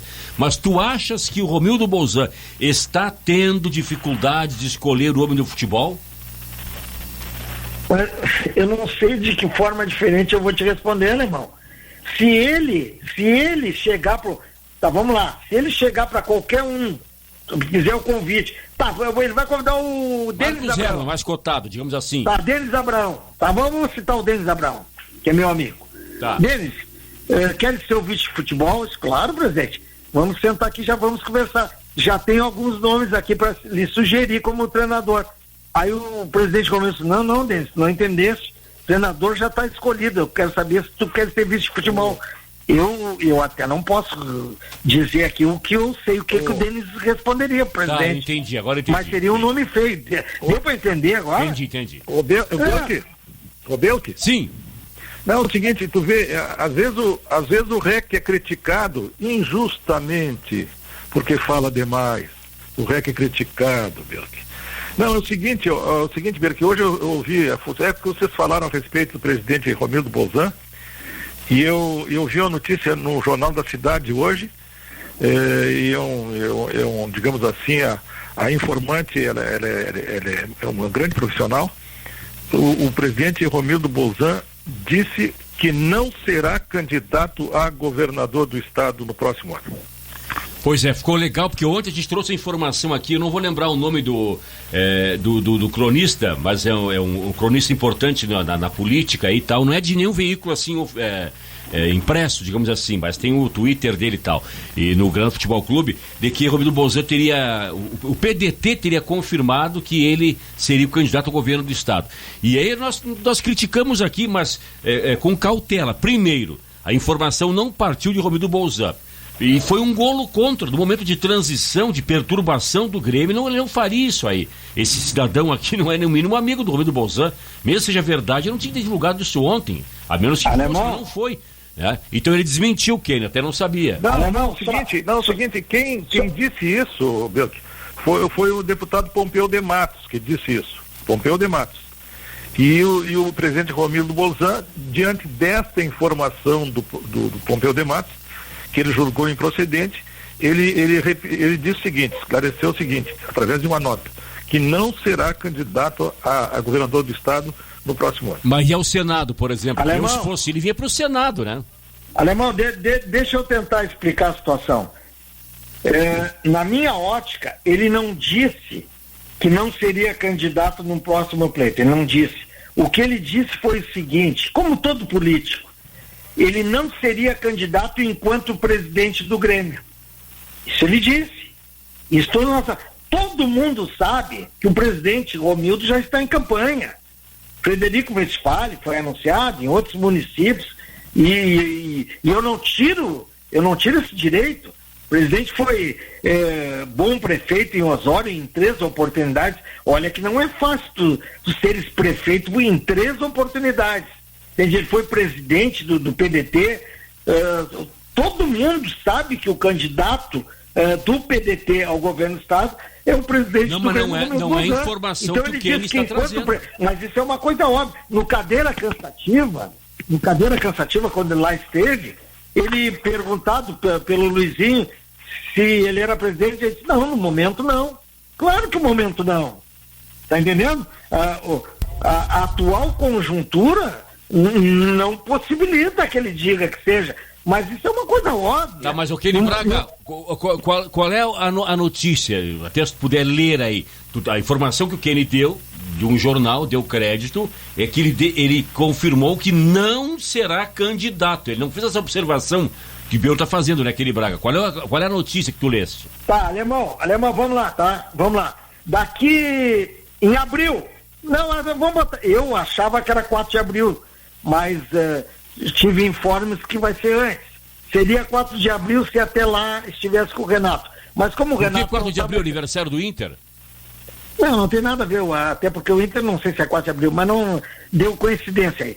O que eu quero dizer é o seguinte, tá? Presidente Romildo, chega no final do ano, mas o senhor disse que não seria... Naquele momento é evidente que não. O Grêmio passando por uma transição, nós temos que reformular, o meu gremismo não permitiria. Só que tem um detalhe, o partido quer, as bases foram consultadas, eu não posso me furtar, eu sou um soldado do partido, pronto. Mas qual é a surpresa de vocês? Bom, nós tivemos um candidato, eu sei que não pode falar em política, que disse que peremptoriamente não largaria a prefeitura. Uma semana depois era candidato ao governo. Botaram sujeito. Tudo bem, o que eu quero dizer é que a política é dinâmica. Ou vocês acham que o presidente Romildo não é candidato ao governo? Viu, Berk, tem um detalhe aí que tem que ser levado em consideração, Berk, que é o seguinte: se ele decidir ser candidato, qual é o tempo do presidente Romildo quanto tempo ele ficará na presidência do Grêmio? É até o final do ano que vem? 2022, né? Isso. É até o final do ano que vem. Bom, então é o seguinte, se ele decidir ser candidato a governador do estado, pelo PDT, ele tem que se desincompatibilizar, digamos, da presença do Grêmio até em abril. Abril ele tem que sair. E será que ele vai fazer isso? Eu não sei se ele vai fazer isso. Mas se ele quiser concorrer, vai ter que fazer.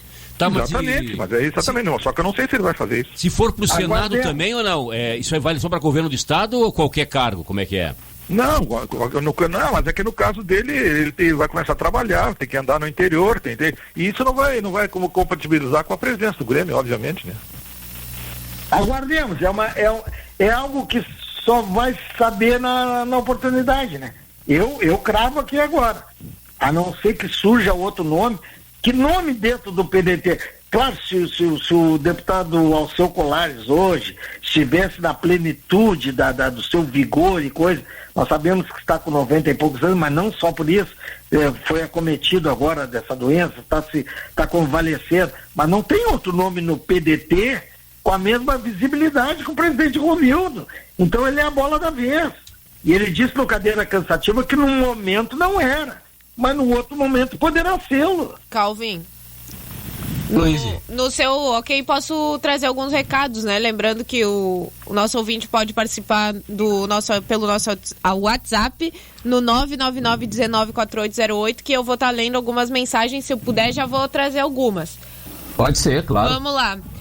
O Jonas de Novo Hamburgo, quando se falava da Sul-Americana, eu até achei engraçado aqui que ele mandou: somos gremistas, vamos olhar e torcer para o Grêmio, mesmo que seja jogo de bolinha de gude. falando que valorizando, né? Mesmo sendo a Sul-Americana e não sendo a Libertadores. Rogério Baurten, de São José do Oeste, Santa Catarina. Boa tarde. O PP não está com a cabeça na Europa. Ele nunca jogou mais porque é isso. O Grêmio ganhou na Mega Sena sem jogar, vendendo ele e o Everton para Portugal. Abraço. Só português para comprar esses dois. Em um ano estão de volta. Acho difícil, né? Por mais que se falou até do retorno do Everton Cebolinha, mas isso é muito difícil, né? O Everton, inclusive, o pessoal tem pegado no pé, dizendo que não tá jogando bem e tal. Olha, pode até ser tudo isso, mas ninguém deu mais passes para gol no Campeonato Português do que o Everton. Ele é simplesmente o garçom do Campeonato Português, o líder de assistências entre todos os jogadores do Campeonato Português é o Everton. E aí na seleção brasileira, o titular do time. Hein, Calvin? A performance que ele teve na seleção.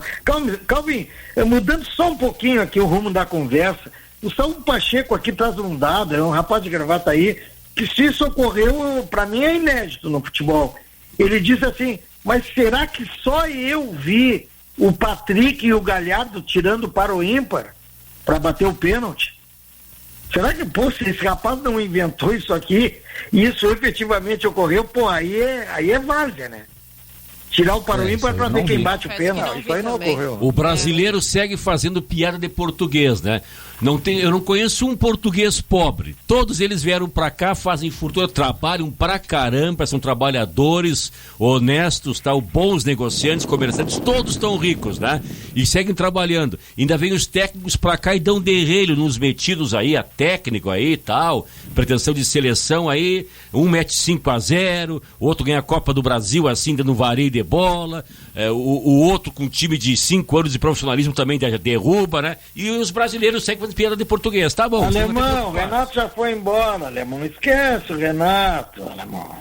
Ainda sobre essa questão da cobrança de pênaltis e que o Benhor trouxe, o Antônio Costa de Porto Alegre, dizendo aqui que nós estamos nos precipitando. Contra o Brasil, que foi um pênalti decisivo, o Edenilson cobrou. Contra o Aimoré foi um jogo atípico. Vamos esperar para ver quem será então o cobrador oficial do Internacional. Acho que o cobrador tá definido, que é o Edenilson e o Thiago Galhardo. Deve seguir. Grande questão é que o Patrick apareceu ali para um segundo pênalti. Se o Galhardo ainda tivesse desperdiçado o primeiro, a troca, né? O cara já bateu um e errou. Mas o cara bateu e fez, e com tranquilidade. Então, bate de novo. O pênalti não é dar presente para os jogadores tentarem fazer gol e recuperar a fase. É para quem é o melhor batedor que está dentro de campo. O Galhardo estava lá, bateu o primeiro, fez, bate o segundo também, né? Acho que essa é a lógica e a cobrança que se faz nesse momento. Agora o Benhur lembrou aí, ou citou de para o ímpar e tal. Não seria inédito, pelo menos não para cobranças em geral, porque eu lembro do Vasco da Gama na última rodada do Campeonato Brasileiro, numa cobrança de falta fazendo pedra, papel e tesoura. Tava lá, acho que era o Pikachu, Felipe Bastos e o Guarim, fazendo um pedra, papel e tesoura para bater uma falta. Então já aconteceu no futebol brasileiro. Esse tipo de sorteio. E ainda sobre essa questão de pênaltis, e se vocês já acabaram citando isso, peço desculpas, eu tive que sair um pouco aqui do estúdio, mas o Miguel Ángel Ramírez, ele falou que se já existe essa lista definida, né, nos treinos, eles já treinam a tanto cobrança de pênalti quanto cobrança de falta, existe essa lista, mas que às vezes pode acabar dos jogadores decidirem dentro de campo, e isso não, de certa forma, ele diz que são acontecimentos, coisas que podem ocorrer em determinados jogos, mas que existe sim uma lista, né? Então daqui a pouco foi isso que aconteceu. Isso que é o problema, né? Os jogadores decidindo dentro de campo quem bate o pênalti, né? Não, o treinador decidiu e pronto, e acabou. Não tem essa de concessão, mas já tá ganho o jogo, então vai lá, bate tudo dessa vez. Acho que quanto mais gols fizer, melhor, e para fazer tem que ser o cara especialista, né, no assunto. Sabe que há dois casos históricos, né? Agora, mais recentemente, o Klemer, lembra? Numa daquelas goleadas estratosféricas do Inter sobre Caxias ou Juventude, que no ano foi 8-0, no outro foi 8-1. Lembra que o Klemer bateu um pênalti, o torcedor pediu. Não lembro quem era o técnico. Logo um ouvinte colabora. Mas bateu mais de cavadinha, né? Lembra contra Caxias ou Juventude? Lembra o Calvin? Era Juventude. E o técnico do Inter quem era? Tite? Tem que pesquisar. Eu não vou lembrar. Pois é, mas o ouvinte colabora conosco. Mas mais para trás, 74, aí era o Rubens Minelli, o Inter enfrentou o Gaúcho de Passo Fundo e o Carlos Alberto. Abel Braga. Lembra? O ouvinte colaborou? Leandro. Valeu, Leandro. E em 74, naquele gauchão que o Inter ganhou os 18 jogos, todos com 100% de aproveitamento, o Inter ganhou do Gaúcho de Passo Fundo e o torcedor pediu pro Manga bater. Era o Minelli o técnico. E o Manga bateu e o Carlos Alberto, que faleceu bem jovem, foi preparador físico, conhecido em Pelotas de hepatite, aquela doença que ceifou tanto as vidas dos jogadores que compartilhavam agulha e tal, né? Se infiltravam para tratamento de lesões e tal, e o Carlos Alberto se recusou a defender, ficou de costas, né, e o Manga fez o gol. Aí depois teve um amistoso no meio da semana do Inter no interior e o Manga bateu de novo, aí chutou nas dúvidas e o Minelli, parou com a palhaçada, goleiro não bate mais pênalti. São histórias também do futebol nessa situação de pênaltis. Agora eu queria perguntar pro Kenny Braga e também para todos vocês sobre o Inter na Libertadores, né? Porque vai enfrentar o Always Ready na altitude lá de La Paz, 3.600 metros acima do nível do mar. Dá para esperar uma vitória do Inter nessa estreia da Libertadores ou o fator altitude, nesse caso, não é a altitude de Quito, ali dos 2.800, é a altitude de La Paz, é quase 4.000, né? 3.600 metros, seria 4.000 se jogasse no estádio do Always Ready. Dá para esperar uma vitória ou o empate já é para comemorar, porque a última vez que o Inter teve por lá, né, perdeu pro The Strongest, e ficou eternizada aquela imagem do Anderson com o tubo de oxigênio no banco de reservas que não conseguia mais respirar, né? Virou meme, inclusive, né? Agora, Calvin, eu tô, digamos assim, otimista em relação à estreia do Inter na Libertadores, e independentemente da altitude em que o jogo for disputado. Porque o Internacional está preparando uma logística muito, digamos assim, muito inteligente. E esse jogo exige realmente uma logística inteligente.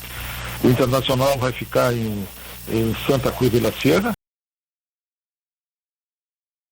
E como o adversário, ele não tem, digamos assim, um protagonismo, né, no futebol da América do Sul, eu acredito que o Internacional vai ser vitorioso nessa partida. Agora, é óbvio, né, Calvin, que se o Internacional, digamos assim, os jogadores do Internacional sofrendo desconforto em relação à altura e conseguirem lá um empate, eu acho que tá bom, não tem problema nenhum. E até é importante ressaltar como o Inter está se organizando para tentar amenizar ao máximo essa questão da altitude, né? O time vai ficar em Santa Cruz de la Serra e vai ficar treinando lá e só 6 horas antes da partida vai para La Paz para tentar amenizar e sentir o mínimo possível dessa questão da altitude. Eu acho que o Inter tem boas condições, claro, de fazer um bom jogo, mas é isso, né? Resta saber e observar como os jogadores vão acabar sendo afetados, se vão ser afetados, né? Pela altitude vai depender de cada um e isso, de certa forma, pode, claro, interferir no jogo do Inter, principalmente no segundo tempo, né? Que é quando geralmente os jogadores da equipe adversária sofrem mais com essa questão da altitude, perdão. E o Inter até estava vendo ali, né, no último jogo lá em 2015, foi vitória do The Strongest 3-1, o Chumaceiro e o Ramalho marcaram logo no início, com 15 minutos, o The Strongest já vencia por 2-0, aí no início da segunda etapa o D'Alessandro descontou de pênalti e já no final do segundo tempo, ali 41, o Chumaceiro fez o segundo dele na partida e o terceiro do The Strongest.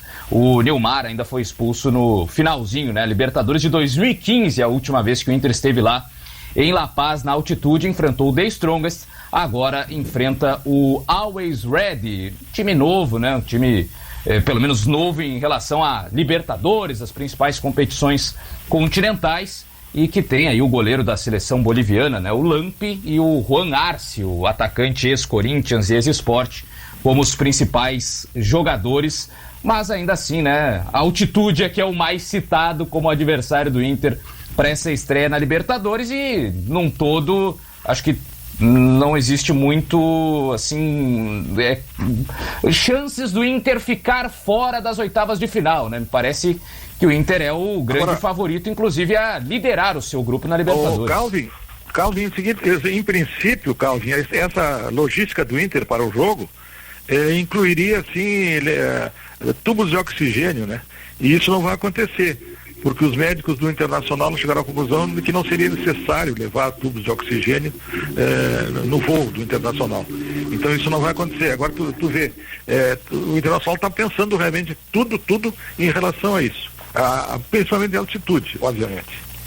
Sabe que é interessante, né? Não existe assim uma uniformidade nisso, mas parece que o menos traumático para as questões de altitude é que ficares o mínimo tempo possível da altitude. Por isso, chegando na hora do jogo é melhor, né?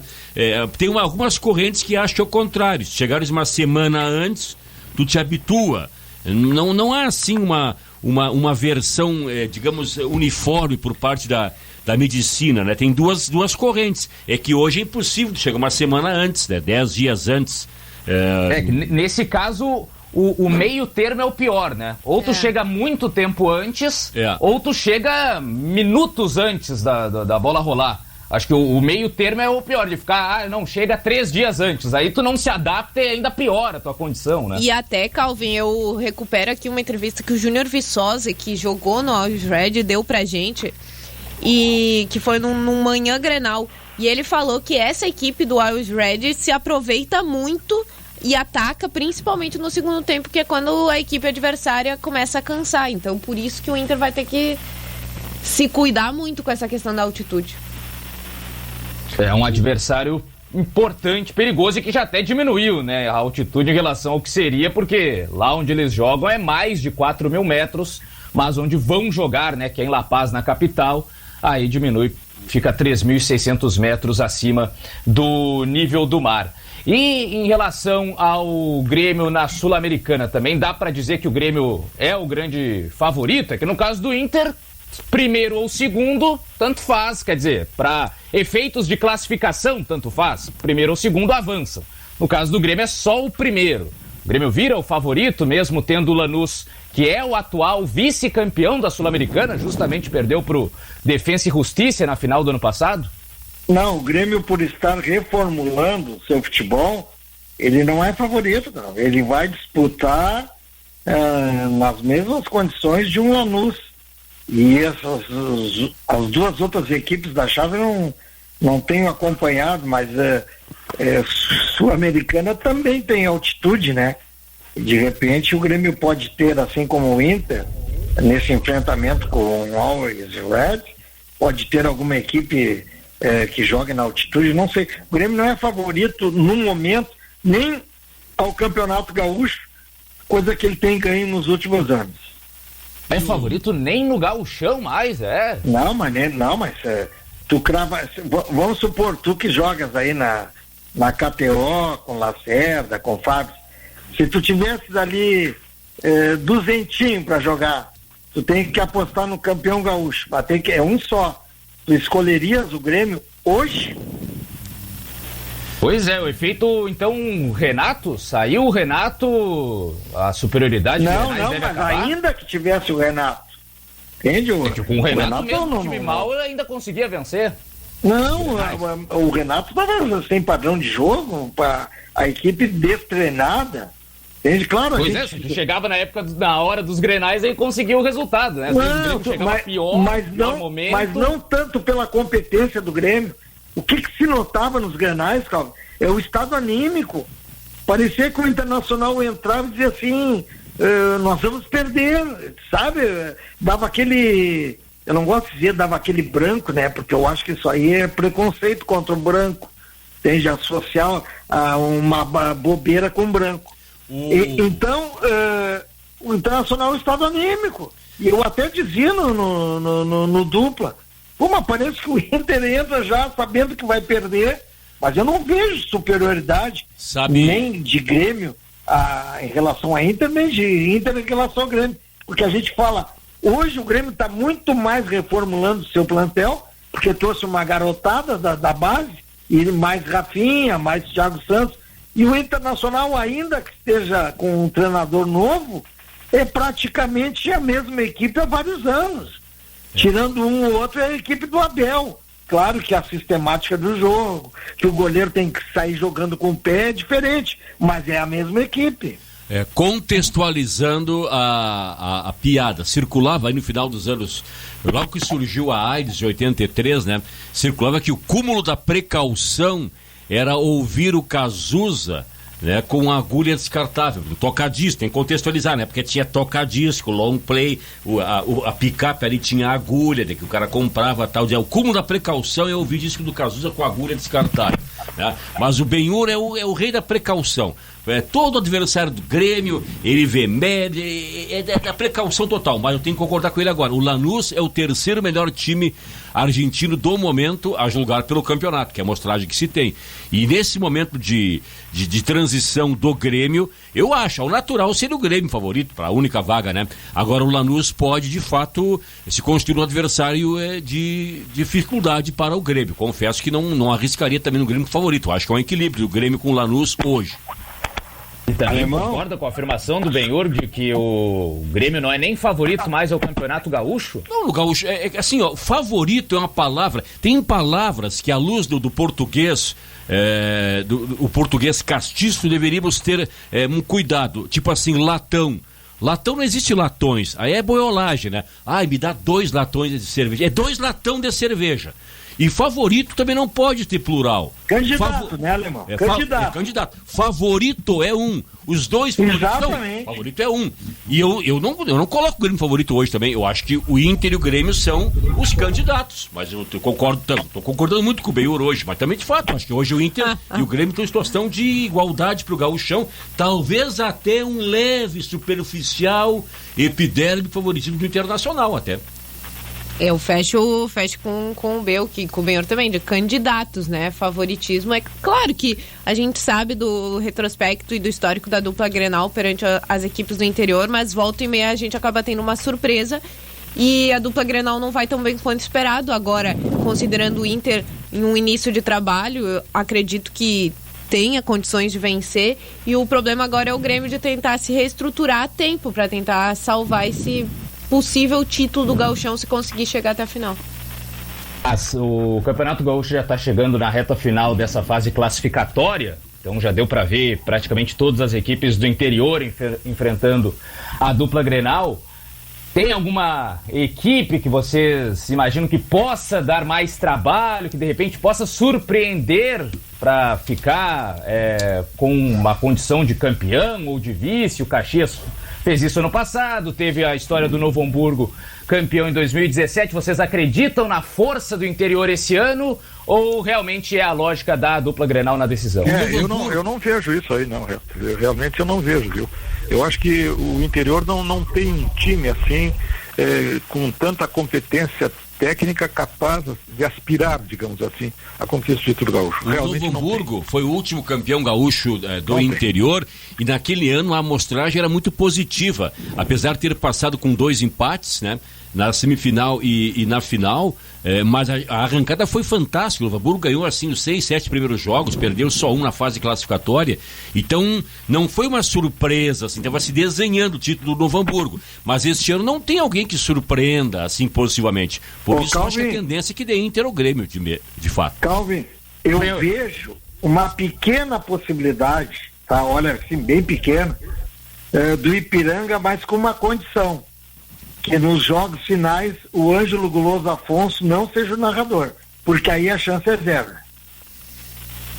O Ângelo é pé frio do Ipiranga? Não, o Ângelo está narrando e o Ipiranga, esta força Nicolas da Córdova também não pode ser plantão, hein? E o Ipiranga está subindo para a Série B. Aí o garoto, gol do Londrina. E por quê? Espera aí, garoto. E o Ipiranga, gol do Londrina. Tá, caiu o Ipiranga. Aí ele vai pro Ipiranga na Copa do Brasil. Pikachu e tal, caiu o Ipiranga. Bom, já tem lá, parece que já 123 mil assinaturas pro Ângelo não narrar mais jogo de Ipiranga. E parece que do Juventude também. Quer dizer, é frio, também, cara. Então a chance do Ipiranga, ainda que remota, existe, desde que o Guloso não seja o narrador. Agora, Calvin, Em termos assim de chance, nós estamos falando de chance, existe alguma chance para o Novo Hamburgo nesse jogo contra o Grêmio amanhã? Pois é, né? O jogo em que o Grêmio mal vai treinar, né? Jogou ontem, então os caras ainda estão com a perna pesada para hoje, mas mesmo assim vão lá e tal, fazem um posicionamento tático e já vão a campo amanhã. Talvez mudanças, né? Até por conta dessa questão física. Mas vocês acreditam no Novo Hamburgo aprontando? Novo Hamburgo que tá na 9ª posição, né? 9 pontos, lutando contra o rebaixamento. É o jogo da vida pro Novo Hamburgo. Mas o Grêmio já é praticamente a classificação encaminhada. Teve gente que Calvinho, eu só me atrevi, digamos assim, fazer essa pergunta porque o Ítalo Galo não está no programa, né? Senão não teria perguntado. Porque ele quer que o Novo Hamburgo amanhã leve uma goleada, semelhante ao que o Índio Capilé levou do Internacional, né? Os palpites, eu até gostaria de perguntar, né, se o pessoal, depois de assistir o Grêmio de ontem, gostaria de mudar os palpites pro jogo de amanhã, porque teve gente que apostou em goleada. Não, mas o regulamento não permite, Leite. Então tá. Essa do Ítalo aí é porque existe assim uma rivalidade muito grande entre o Aimoré e o Novo Hamburgo. É o clássico ali da região. Então o Ítalo não gosta do Novo Hamburgo, né? Mas pelas razões aí que o Calvin já expôs, o Grêmio jogou ontem. O Grêmio não vai treinar. As pernas cansadas de coisa. E tanto é que, já prevendo isso, eu coloquei 1-0. Eu acho que tu também, né, Eloís? É jogo difícil. E outra coisa, é o jogo da vida do Novo Hamburgo. Novo Hamburgo de campeão gaúcho, depois de 4 anos, pode ser rebaixado para a 2ª divisão. Eu não sei se esse jogo aí pode determinar também a liderança do Grêmio, Calvin.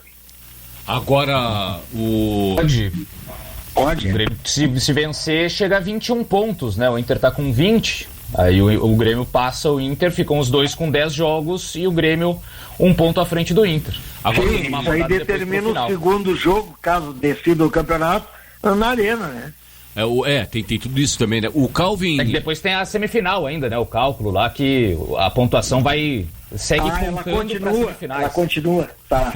Daí se um passa com 2 empates, o outro com 2 vitórias, pode mudar de novo, né? O Calvin tem alguma restrição aí ao futebol gaúcho, à qualidade do futebol gaúcho, porque ele é crítico, é um analista e é verdade, não tem como discutir. Obviamente que, para quem acompanha o futebol europeu, uma coisa é tomar uma cerveja dessas caras aí que o Ângelo Afonso tomar um schnapps no centro ali, um martelinho de 3 pila. Agora é o seguinte, o gauchão, ele parece ser mais atraente no aspecto de competitividade do que alguns certames europeus. Estava vendo agora aqui, acompanhando há pouco, terminou pelo alemão, o Bayern de Munique venceu o Wolfsburg por 3-2, Weghorst e Philipp os gols do Wolfsburg, Musiala 2 e Choupo-Moting os gols do Bayern. Tá lesionado o Lewandowski ainda, né, o Calvin? Sim. Ok, mas olha só, são 34 rodadas, essa foi a 29ª, tá em andamento, tem mais 2 jogos.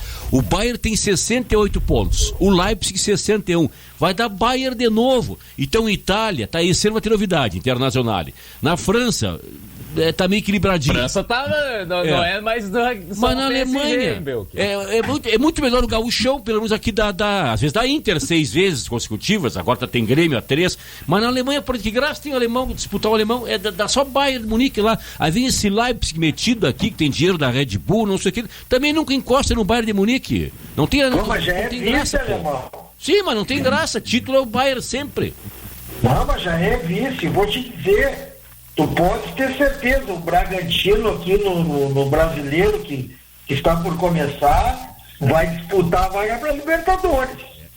E aliás, falando de outras atividades... Só para destacar, né, o francês lá que citou, faltam 5 rodadas para terminar, para alguns 6 ainda, e o Lille é o líder 4 pontos à frente do PSG. Pode até agora o PSG encostar, ficar 1 ponto se vencer na rodada do final de semana, mas por enquanto o PSG não está liderando o campeonato, falta só 6 jogos para o PSG terminar a participação.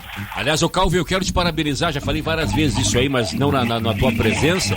Tu falasse, eu gosto muito do Calvin Correia e presto atenção porque me pauto por ele, assim, para alguns assuntos, concordo com ele, claro, analiso tudo, nem com tudo, mas... E o Calvin teve uma frase muito boa. Ele disse no ano passado, no fim de temporada, que o Sport Recife foi o pior time que ele viu jogar em campeonatos brasileiros, desde que ele acompanha, claro, que se manteve na Série A. E não foi por acaso, Calvin, tu tinhas razão, o futebol pernambucano tá uma droga. O Sport e o Santa Cruz fizeram fiasco na Copa do Nordeste, que hoje começa os mata-matas com Fortaleza, CSA, Bahia, CRB, Vitória e Altos.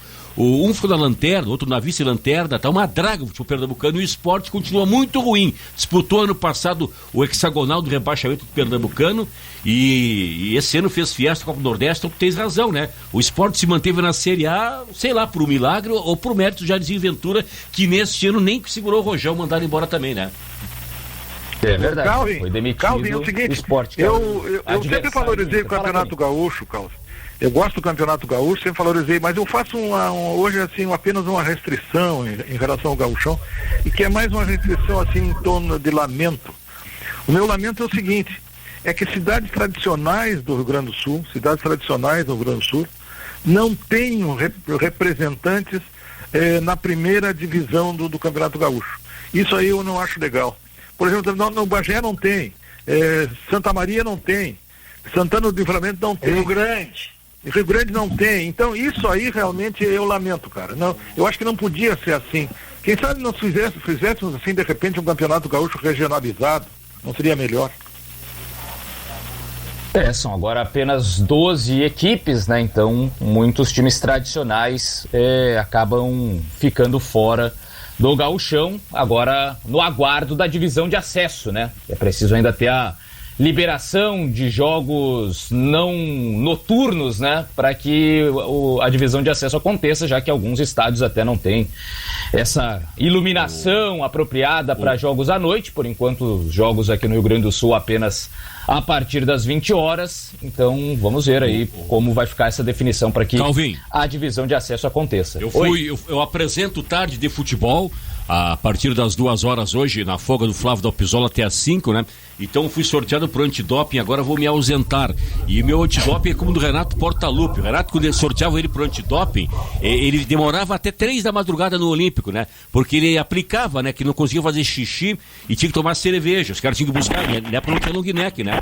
Aí tomava 4, 5 cervejas pra depois só fazer o pipi, né? Tinha um monte de gente pra manusear o maçarico. Quer que eu dê uma força aqui, bonitão, tudo mais, né? Então também vou fazer um antidoping ali e volto às 2, tá legal? Quem falar mal de mim é fresco.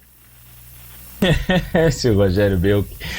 Agora, a gente tem aí jogos nesse final de semana, né? Os principais times do Brasil entram em campo. Hoje, por exemplo, já tem o Flamengo em campo contra...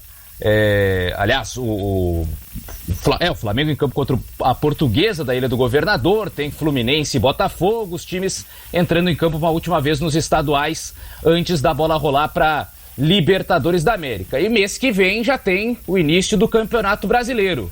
Vocês veem ainda o Flamengo, esse do Rogério Ceni, esse que tomou 3 do Vasco, ou o Palmeiras, esse que perdeu até pro Defensa e Justiça, como os principais clubes, os grandes candidatos, então, ao título do Campeonato Brasileiro?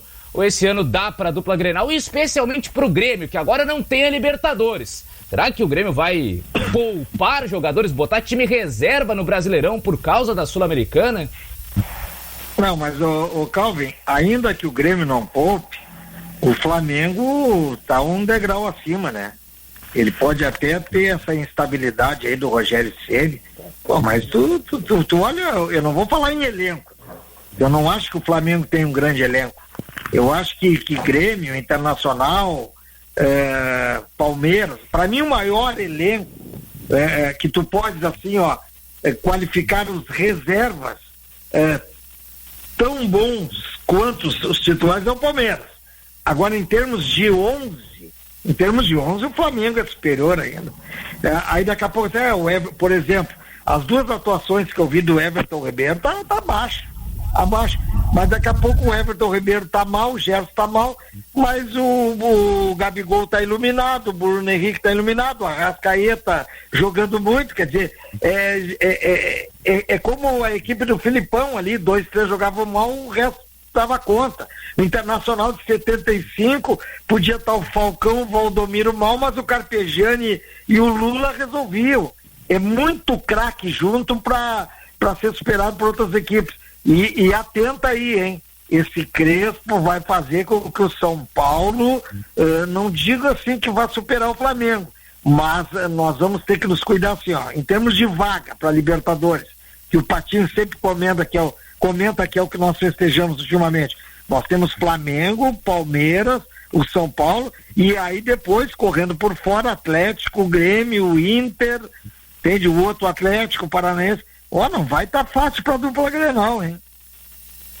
Vocês imaginam que o Brasileirão vai ser parecido, esse de 2021, com o que foi de 2020, com muita irregularidade nas equipes, troca de pontos, em determinado momento parecia que ninguém queria vencer o campeonato porque todos da parte de cima tropeçavam na mesma rodada? Ou vocês acham que esse ano volta a, digamos, normalidade dos últimos anos, com o campeão disparando e até conquistando o título com rodadas de antecipação? Não, isso não vai acontecer mais, viu, Carlos? Não vai acontecer mais.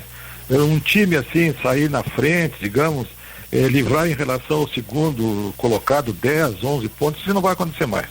Realmente não vai acontecer mais. Eu acredito que vai ser brigado também, assim como foi no último ano, porque a gente tá vendo bons trabalhos aí, trabalhos promissores, né? O próprio Abel Ferreira, o Crespo, o técnico Miguel Ángel Ramírez, por que não? O Ariel no Santos. Então acho que tem trabalhos promissores para que seja um bom campeonato brasileiro. O Red Bull Bragantino também, que melhorou muito no segundo turno em diante, e esse ano acredito que vai fazer um bom campeonato. Então acho que vai ser um campeonato disputado. É claro que a gente torce para que não tenha nenhuma parada no meio do caminho, para não acontecer todo aquele atropelamento de datas. E aí a gente vai ter que acompanhar também, porque tem Libertadores de novo, e aí começa aquele calendário apertado, tudo de novo, um time vai priorizar um, vai priorizar outro, e aí também a gente torce para que não tenha casos de Covid. Então acho que vai ser no mesmo molde do último ano. Tudo bem, 1h48. Aliás, Heloísa Bordinho, aproveitando também, hoje já tem estreia do Campeonato Brasileiro Feminino, né? Com a dupla Grenal. Hoje tem dupla Grenal em campo, Calvin. Hoje tem Inter, que estreia contra o Santos às 8 horas da noite. Os dois jogos são às 8 horas da noite. O Inter estreia contra o Santos em casa e o Grêmio estreia contra o São Paulo fora de casa. E a partida do Inter e Santos tem a transmissão do site CBF Maicujo, e a partida do São Paulo e do Grêmio tem transmissão do canal Desimpedidos no YouTube, que é a novidade desse ano. O Sport TV se falava muito de que assumiria o Campeonato Brasileiro Feminino, mas por enquanto não há nada acertado, então as transmissões seguem sendo na Band, no site CBF Maicujo, e também agora a novidade no canal Desimpedidos. Quem quiser acompanhar, então, 8 horas da noite, dupla Grenal em campo pelo Campeonato Brasileiro Feminino, que começa hoje. Então já tem a dupla Grenal aí, já tem a estreia do Campeonato Brasileiro Feminino e 2 grandes jogos, né? Camisas pesadas aí, Inter e Santos, Grêmio e São Paulo, além também do Corinthians, que joga hoje, né? São 16 equipes na disputa do Campeonato Brasileiro Feminino Série A1. 1h49. Temos mais recados aí da audiência participando através do WhatsApp da Rádio Grenal, 51999194808. Temos mais recados sim, Calvi. Vamos lá. Zeca Medeiros de Bagé. Boa tarde. Chato mesmo. Livramento, Bagé, Rio Grande, Santa Maria. E observem quando falam da Europa. Observem quantos jogadores gaúchos fizeram e fazem sucesso na Europa. Mandou aqui o Zeca Medeiros de Bagé. Vamos ver quem mais. Boa tarde. Não esquecendo que a Sul-Americana poderá dar vaga ao Mundial no ano que vem. Ronaldo Ilha. Falando sobre a importância, então, da Sul-Americana. Favorito. Esse Mundial aí, até não sei se vai pra frente mesmo, se vai ter esse Mundial, nesses super moldes, Mundial, né? Com 24 times. Os europeus não parecem nada confortáveis em parar um período aí pra jogar esse Super Mundial, já tem as outras competições importantes, porque viraria quase que uma mini Liga dos Campeões, né?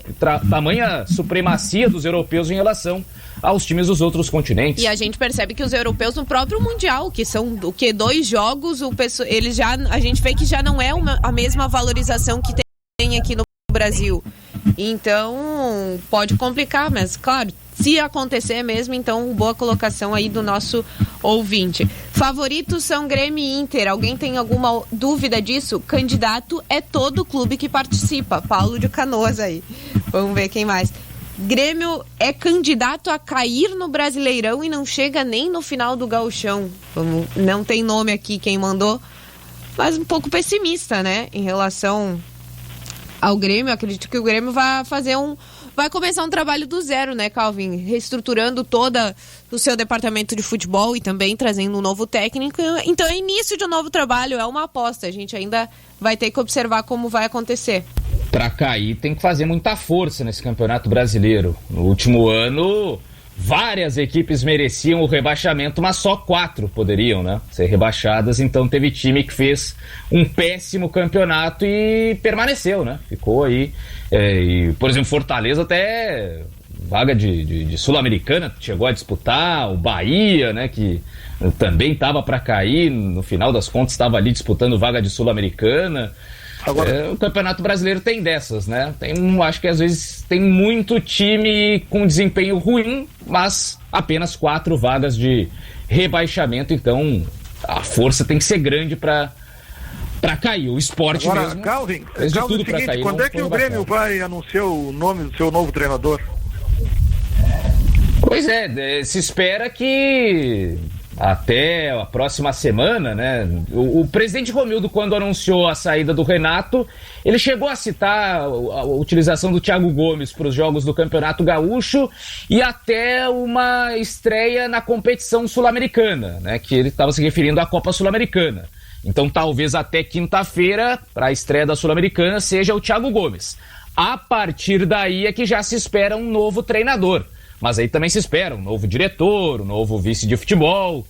Então vai depender dessas definições também. Aliás, ô Benhor, o Thiago Nunes é o nome desses comentados até o momento que mais te agrada mesmo? Ou tu gostaria de um outro técnico, daqui a pouco alguém que não foi comentado, desses assim que também são possíveis, né? Que não estejam empregados ou que estejam num time já onde a situação está mais fácil de negociar para que eles saiam? Me agradou mais enquanto treinador do Atlético Paranaense. Essa passagem desastrosa dele pelo Corinthians, e segundo o pessoal lá, por problema de temperamento, me deixa assim meio receoso.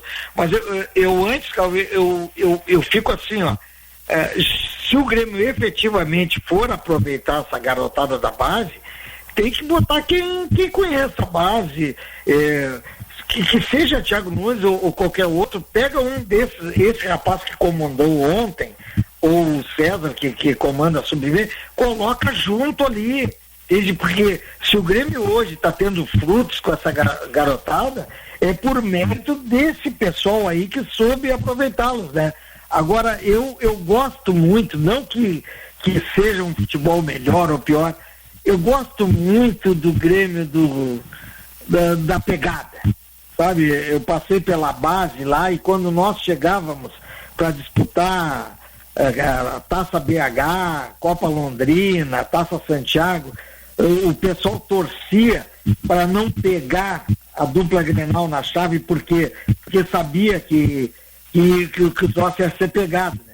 Eu entendo assim que a identidade do Grêmio é o Grêmio de pegada, mas não critico quem tem outra preferência. Então eu acho que primeiro tem que determinar que tipo de Grêmio que nós queremos. O Grêmio dos últimos anos ou do Grêmio, por exemplo, do Filipão em 90 e poucos. Agora, Calvin, parece, Calvin, que é uma dificuldade em relação ao Thiago Nunes aí e que tem que ser superada. Ele está querendo trazer, né, um preparador físico junto com ele e em princípio parece que o Grêmio não está disposto a aceitar que ele traga um novo preparador físico para o Grêmio. O Grêmio acabou de contratar um, né? Que é o Everson Pimentel, que veio do Bragantino. E aí o Thiago Nunes está querendo a volta, inclusive, do Rogério Dias, né? O Rogerinho, que já trabalhou no Grêmio como preparador físico. E o Benhur citou do treinador que conhece a base e tal. O Thiago Nunes foi técnico, né? Do Sub-15 do Grêmio, técnico do Jean-Pierre, por exemplo, no Sub-15. Ele jogava até tem do volante com ele, né, o Calvin? Sim. Vindo de trás. Calvin, duas questões. Primeiro aqui uma informação. O Fluminense anunciou a contratação do Raul Bobadilha, aquele do Guarani que enfrentou o Grêmio, né? O atacante. Então, mais um aí para conta de reforços do Fluminense para esse ano. E agora uma pergunta do Gabriel de Jundiaí, São Paulo. Boa tarde. Vocês acham que o novo treinador do Grêmio tem que priorizar qual setor do campo? Aí, hein, Benhur? Está precisando uma atenção especial. Setor nenhum. A pergunta é qual setor tem que priorizar? Isso, para resolver, né? Para organizar. O Grêmio tem deficiência ali na articulação, né? O Grêmio trouxe, a meu juízo, o Pinares equivocadamente. Trouxe o Pinares para disputar a posição com o GPR quando não é a dele. O Grêmio trouxe o Turim, um atacante limitado, né? Quer dizer, o Grêmio não tem hoje assim um jogador, tá esse Ricardinho surgindo, né? Mas nós não podemos colocar esse peso do garoto, né? O Diego Souza resolve em confrontos, como é que se diz assim, em confrontos menores, assim, nos grandes confrontos, não tem sido a solução, embora seja um dos melhores jogadores do Grêmio na atualidade. O Thiago Santos, espero que resolva esse problema da primeira volância. Mas eu vejo assim, ó, atacantes de lado, vamos testar esses Léos aí, o Léo Chu, o Léo Oliveira, vamos ver. Veja, o Grêmio está fazendo uma coisa que há meses eu sugeria, que era um reforço muscular no Pedro Lucas.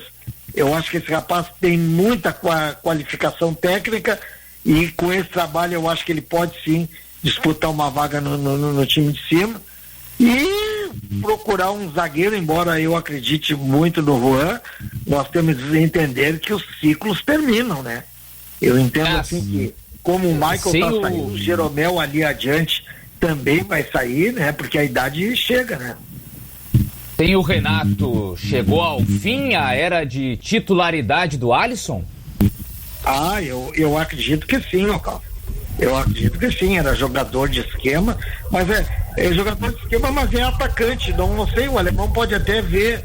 Eu lembro de gols, eu lembro numa semifinal de Libertadores, o Luan bate o escanteio aos 94 e ele sai da marca do pênalti, vem no primeiro pau e faz o gol de cabeça.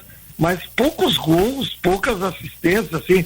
Eu entendo que com um novo treinador, seja ele quem for, ele perde essa titularidade, né?